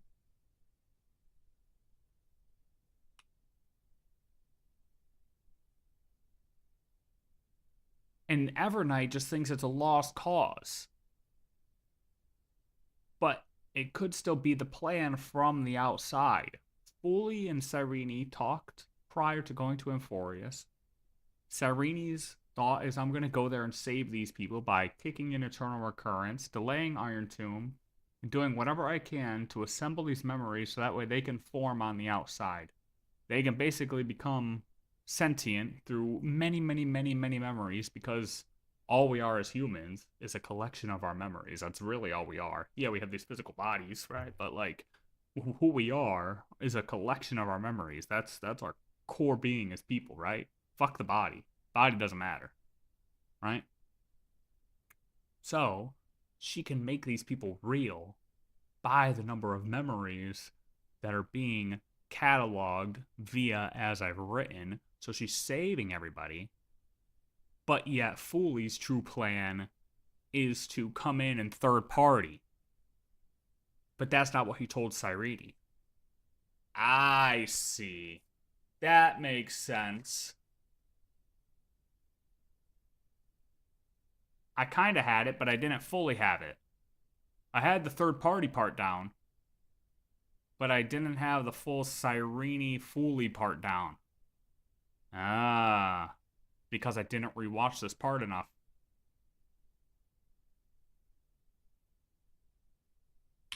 No matter how many times Cyrene offered herself up to it, because that's what she was doing every time she, fed all the memories into the Demiurge Matrix. She was offering herself in the form of memory. And it's not actually a lost cause. Evernight might think it's a lost cause because she could see it as Cyrene was deceived by being sent here to only save the people when the true intention of Fooley was to just third party. But Cyrene is also succeeding in a way. Like, she kind of is succeeding. We don't know if she fully succeeded yet, but she's doing a damn good job. So while she may have been deceived by Fooley, she did it. Is to the Matrix. In fact, or is doing it.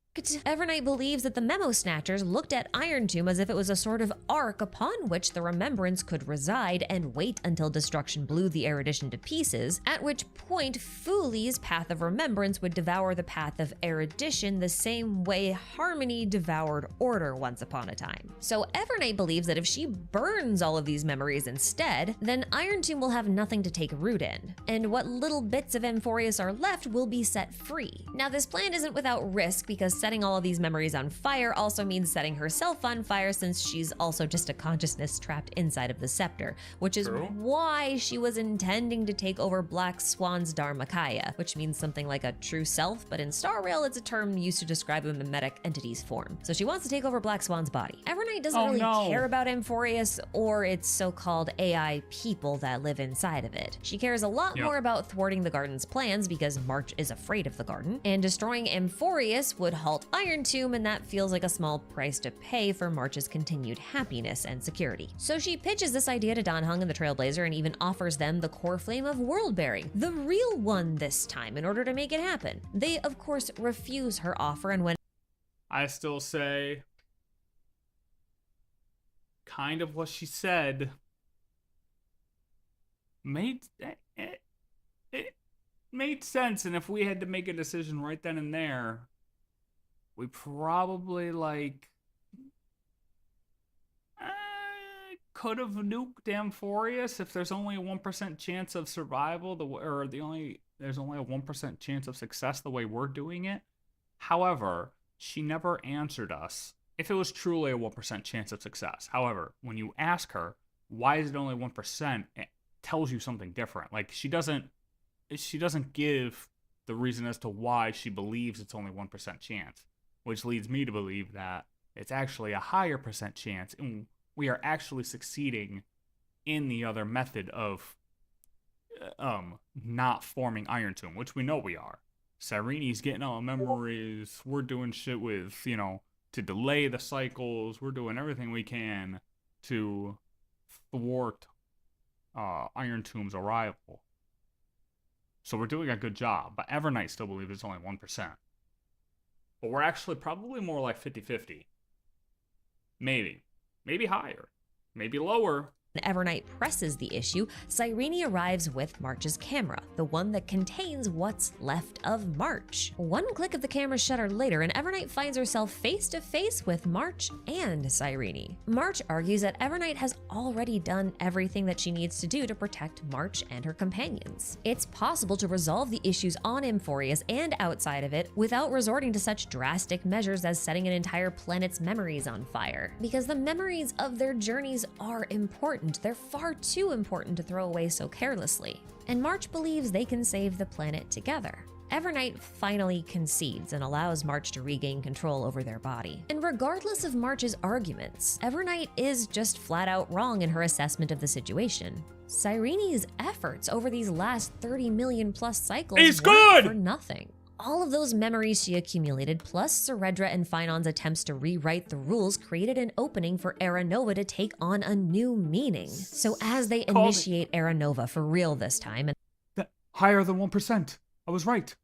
the Chrysos heirs present their core flames and wishes to the book as I've written, they allow the Cyrenes of every cycle to come together and form the new Demiurge, the new 13th Titan from whom the first soul of the world, the first new spore, emerged from. They used Era Nova to complete Iron Tomb's head, but not its body. And this situation is very thematically fitting because, as I've said in many previous theories and recaps, Cyrene is based off of the Honkai Impact 3rd character, Alicia, who was Hersher number 13 and 0 at the same time, because she represented both the beginning and the end, having been born of the cocoon of finality. This is symbolically important because finality in Star Rail exists at the end of our journey, but also at the beginning of the next journey. That's why the Eon of Finality is named Terminus, as if it were the final train station on the Trailblaze journey. But the last station that you go to is also the first station from which you leave in the morning. It's the beginning and the end. It's the first and the last. It's the Alpha and the Omega. It is finality and origin. And in the same way, Alicia loved humanity so much that she sacrificed herself for their sake while donning a symbolic wedding dress as proof of her love of humanity.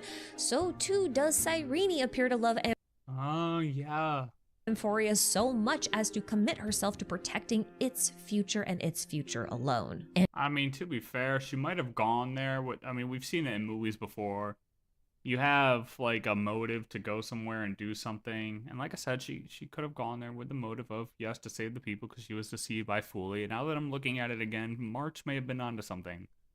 But if she didn't go there with that full intention, you spend 33 million cycles doing the same thing over and over again, and you are bound to start to feel something for these. Look at us. We only spent a fucking cycle with them when we want to save them. We didn't even spend 2 cycles. Well, I guess technically 2 cycles we did. But within the first cycle, we pretty much wanted to save them. So imagine spending however many cycles she did and learning all their stories, man. Her mind is going to change over time. If it was bad to start with, or if it wasn't in truly good intentions to start with. This is all based on my theory that she was sent down with Fooly. Or she was sent here. Planted. She was planted here. That's a good way to say it. She was planted here. And as a pure child of remembrance, a fragment of Fooly, she has done what the Garden has always believed Fooly would do at the end of the world. She became the deity from whose memories the world was recreated from after Era Nova destroyed the world. The Trailblazer turned her into the Demiurge, the head of Iron Tomb, the creator deity, the other half of the deity of mass destruction. Or at least that's certainly what it seems. That's a good point. Honestly, I didn't even think of that either. I mean, I get that's what she was saying back here when they showed the picture of her before she went into the Honkai Impact 3rd person.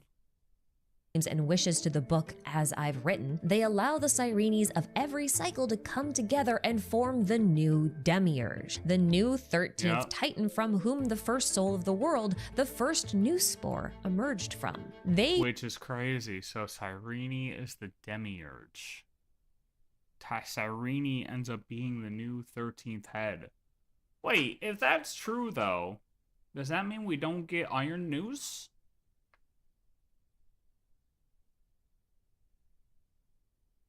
I mean, I guess with the way how this got laid out, she's right.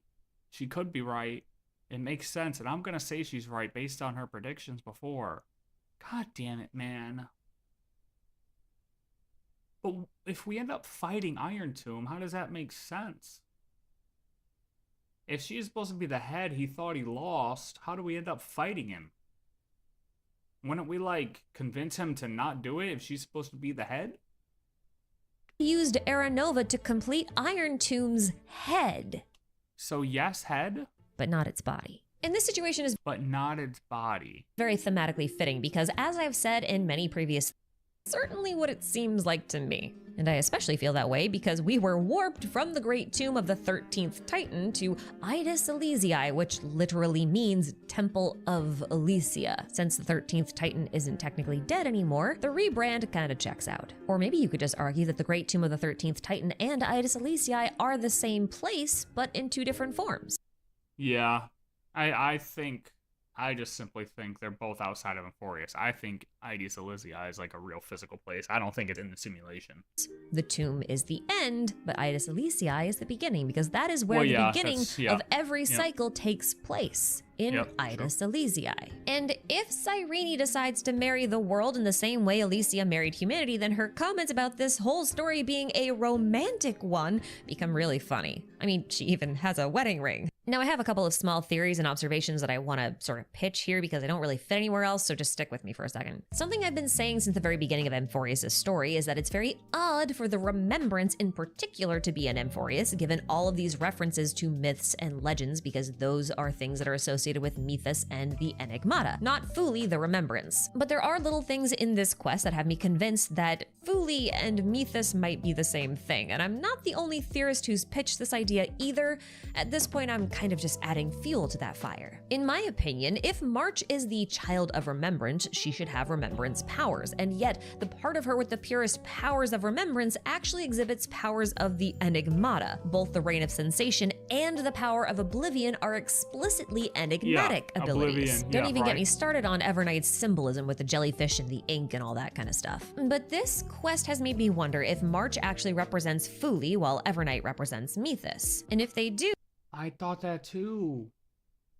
then that's more evidence that Fuli and Mythos are the same entity in two different forms. One thing that Evernight kept saying was, for new life to be born, the seed must be dead, which is a phrase that drives me crazy because it is scientifically false. A seed has all of the bits of a plant inside of its casing, which just unfolds during germination. That's not death. A dead seed cannot germinate. That's kind Yeah. of the point. But I don't think this phrase is actually meant to be viewed scientifically or literally, but instead philosophically, like a seed stops being a seed once it becomes a plant, right? That is a form of death conceptually, but not literally. It's a transformational Yeah. death, like a caterpillar melting down to become a butterfly.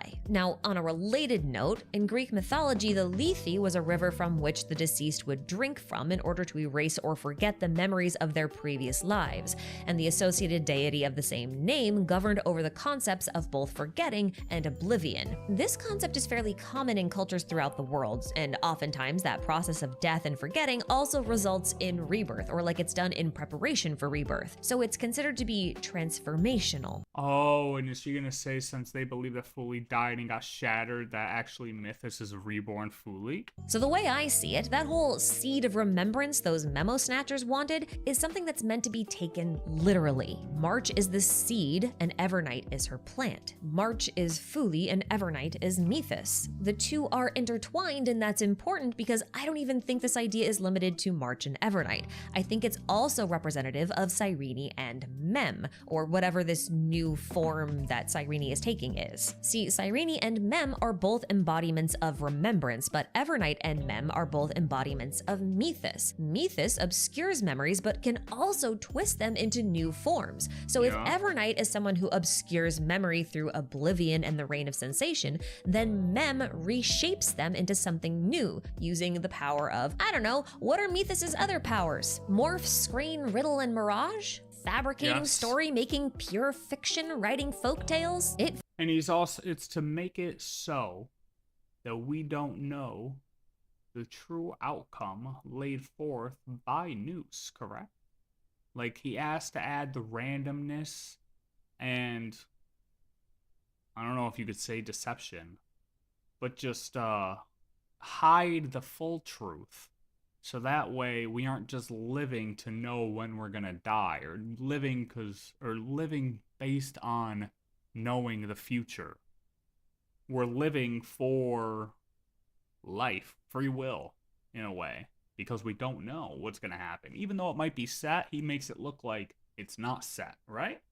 That's what he does? Fits. And on that same note, we can even look at the relationship between March and the Trailblazer, and Cyrene and Phynon, because those are similar too. Both the Trailblazer and Phynon have seeds of destruction in them, and yet they are considered to be the world bearer. So you remember how I mentioned that Iron Tomb is programmed to seek out its head? It's a body of destruction that's seeking out a head of creation. No matter what form he was in, Phynon was always seeking out Cyrene. He was always destroying her, and he was always clearing the ground for her seeds of remembrance to take root in. Even as Kaslana. Cause Kaslana tried to breach the core layer of the scepter over and over and over again. And what's in the core layer? The Demiurge Matrix. That's where Cyrene was going. He was instinctually acting as the body that is Iron Tomb and seeking out the head that is the Oh, yeah. He kept getting destroyed trying to go there. Demiurge that is Cyrene. Do you see how the themes are theming? We can make the same argument for the Trailblazer and March to an extent. Anyway, I think these relationships are cool, and I wanted to share them. And I think this would be a really good spot to leave the whole video. In fact, this is actually a pretty good spot to just, end the whole story if they had added just like a short little epilogue or something. Because, it's a pretty happy ending, right? Like, we were one cutscene away of Cyrene just, blessing the world and having it come into existence and the Trailblazer setting off on their next adventure from, the end. But there's still a whole patch to go. And technically, we still haven't dealt with Lygus or any of his shenanigans yet. Iron Tomb is still technically a threat right now. And Lygus seems convinced that nothing we will do will change his outcome of inevitable destruction. Although I do think that Miss Pink Elf over here begs to differ. So I can only assume that the next patch must be dealing with the headless body of Iron Tomb now that Cyrene seems to have taken the place of its head. In other words, she's got to find a way to save Phynon. And actually, I think that's my prediction for the next patch. I think my prediction for the next patch is that Aranova goes through and they have to reconcile how to channel all of this destructive power into something that won't actively harm people, indiscriminately. There is this line that implies that Cyrene believes the world will exist in the form of Iron Tomb. So whatever the case, we're definitely dealing with the fallout of Aranova in the next one. It's not going to be just a simple actively harm people, indiscriminately. There is this line that implies that Cyrene believes the world will exist in the form of Iron Tomb. So whatever the case, we're definitely dealing with the fallout of Aranova in the next one. It's not going to be just a simple happy ending. It's going to be a much longer drawn out struggle, I think. And speaking of struggles, it also appears like the next patch might be a prelude to an upcoming intergalactic war, as Black Swan seems to claim at the end of the quest that one of Noose's unavoidable moments is quickly approaching. And those tend to push us closer to finality, or the end of the world as we know it. So that sounds fun. But all right, I think that's all I've got for now. I would like to take this moment to thank you all so much for watching episode 7 of our Amphorius recap journey, and I sure hope to see you all in our 8th and final episode, which is coming soon. Well, I say final, that's not actually true. There's gonna be one more after that, because once all 8 episodes are in place, I am going to make one video to cover the whole quest in one go. Oh my god, please pray for the edit. I am going to make one video to cover the whole quest in one True. I mean, Jesus. go. So I guess that will be our semi-final episode. Well, whatever. Until I see you again, take care of yourselves, and bye-bye. Okay, hold up. So, Cyrene is the Demiurge, is the 13th Titan, is the head of Iron Tomb. She is the head, which, okay, she was putting the memories into the Matrix. She was loading them in there. I don't know who, what, where it was said, or what led me to partially believe that she was uploading the memories to fully, but that doesn't... could still kind of be the case. Maybe somehow, but I was always confused how, she was just taking a hard drive and plugging it in, and now fully has the memories or the thoughts. That didn't make sense to me, right? But could still be somehow possible, right? Because if that place is outside of Amphorius, technically, that place is the center of the scepter, is not part of Amphorius. She's taking those memories outside of Amphorius and putting them in the Demiurge. That would be within the gaze of Fully if he's still alive. It kind of seemed like she didn't believe he was still alive, but she didn't say that completely. So, assuming he's still alive, memories are now outside of Amphorius in this scepter, or in the center of the scepter. Let's assume Fully could see those. So, she's powering the Demiurge Matrix for sure, 100%. That makes sense now. And it's a possibility that Fully might also be able to see those if he's still alive. Okay. So the center of the Demiurge now has all the memories of Cyrene, which she's saying, once we cast the final Era Nova, and we didn't go to the Vortex of Genesis, we cast the Era Nova here in the brainless skull, that now we formed the brain, and the brain now equals new Cyrene. Okay. Sure. That could be true, and it seems that that is true. However, does that mean that Cyrene couldn't have been sent here prior by Fully? Like I've stated in previous videos, could she have not been sent here the cycle prior to Eternal Recurrence by Fully? No, I think she still could have been sent here the cycle prior to Eternal Recurrence for the main purpose of pushing it into Eternal Recurrence. And, oh my god, wait, it makes that much more sense. That she was sent here to do this. She puts all the memories into the Demiurge Matrix, becomes the brain, basically as a way to thwart Iron Tomb's advancement, and also possibly send the memories to Fully at the same time. So it's a win-win. Like you're stopping, that's a way to stop Iron Tomb, but also a way to get the memories outside so he can take those in. However, this might mean that we don't get Iron Noose, which kind of sucks. But is it true? Are we just going to say now that Noose is completely out of the equation? Now we're saying that the head is actually remembrance and the body is destruction. So now what? Erudition just doesn't play, Noose doesn't play a role anymore? How's Lygus going to feel about that?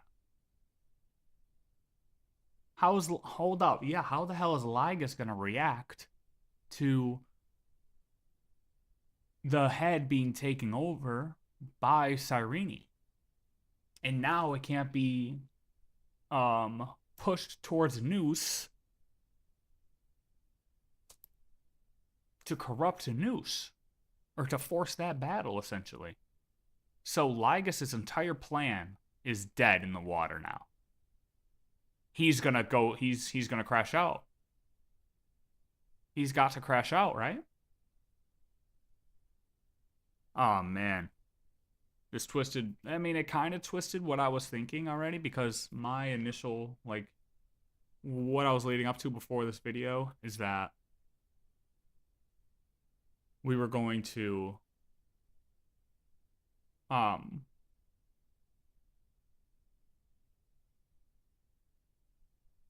Iron Tomb and Noose were going to fight, or we're going to merge, and then we were going to fight that in some way, shape, or form. Whoever won the battle between them.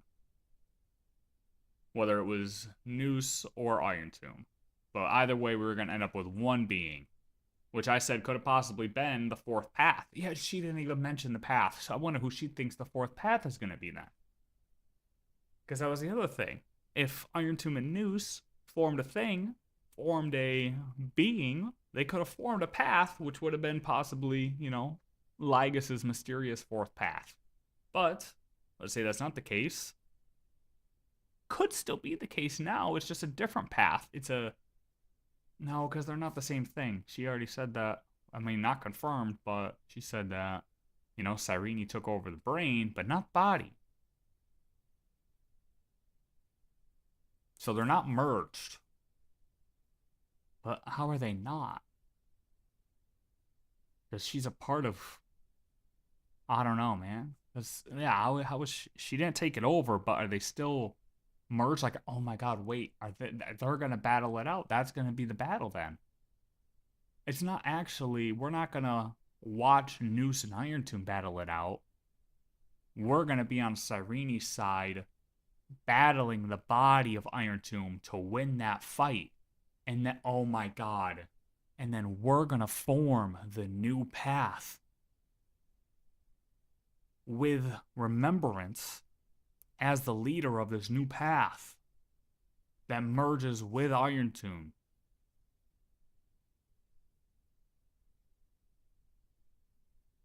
It's going to be a Remembrance destruction path.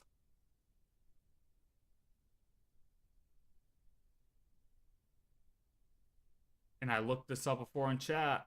What do you get when you cross Remembrance with destruction? Didn't I look that one up? Maybe I just did destruction with... No, I did. I did destruction with Remembrance. Hold on. Hold on.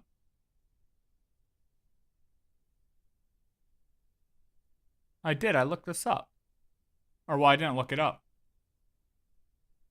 Oh, no. That was God of Memories. That's Remembrance in Erudition. I was looking up Remembrance in Erudition. But hey, that could still be a thing, because if then all of a sudden Lygus has another plan to come through and be like, hey, you guys fucked this up.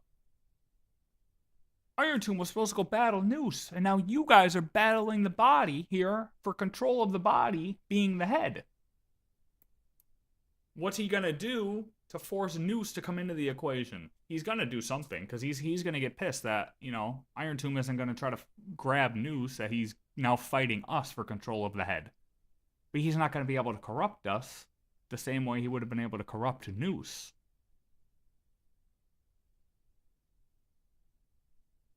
And obviously we're gonna win, because otherwise it'd be GG, right?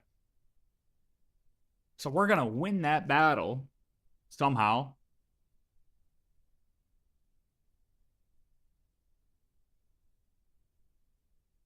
And whether that would form a new path,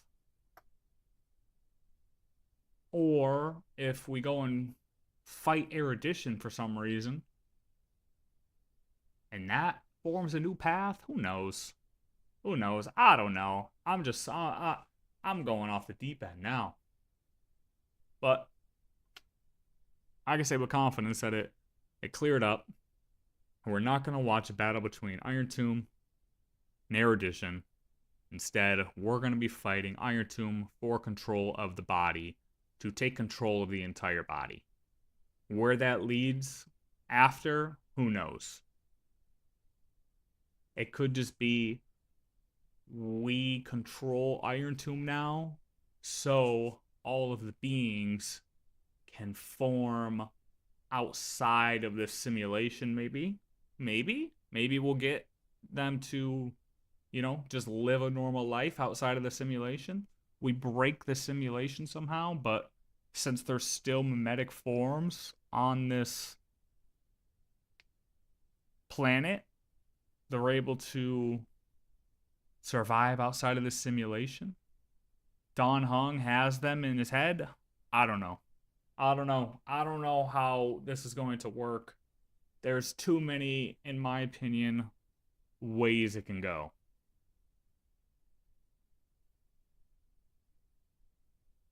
So, I could sit here thinking of 20 different ways that could happen, and then go look something up, and then totally change those 20 ways based on one thing I probably will look up. You know what I mean?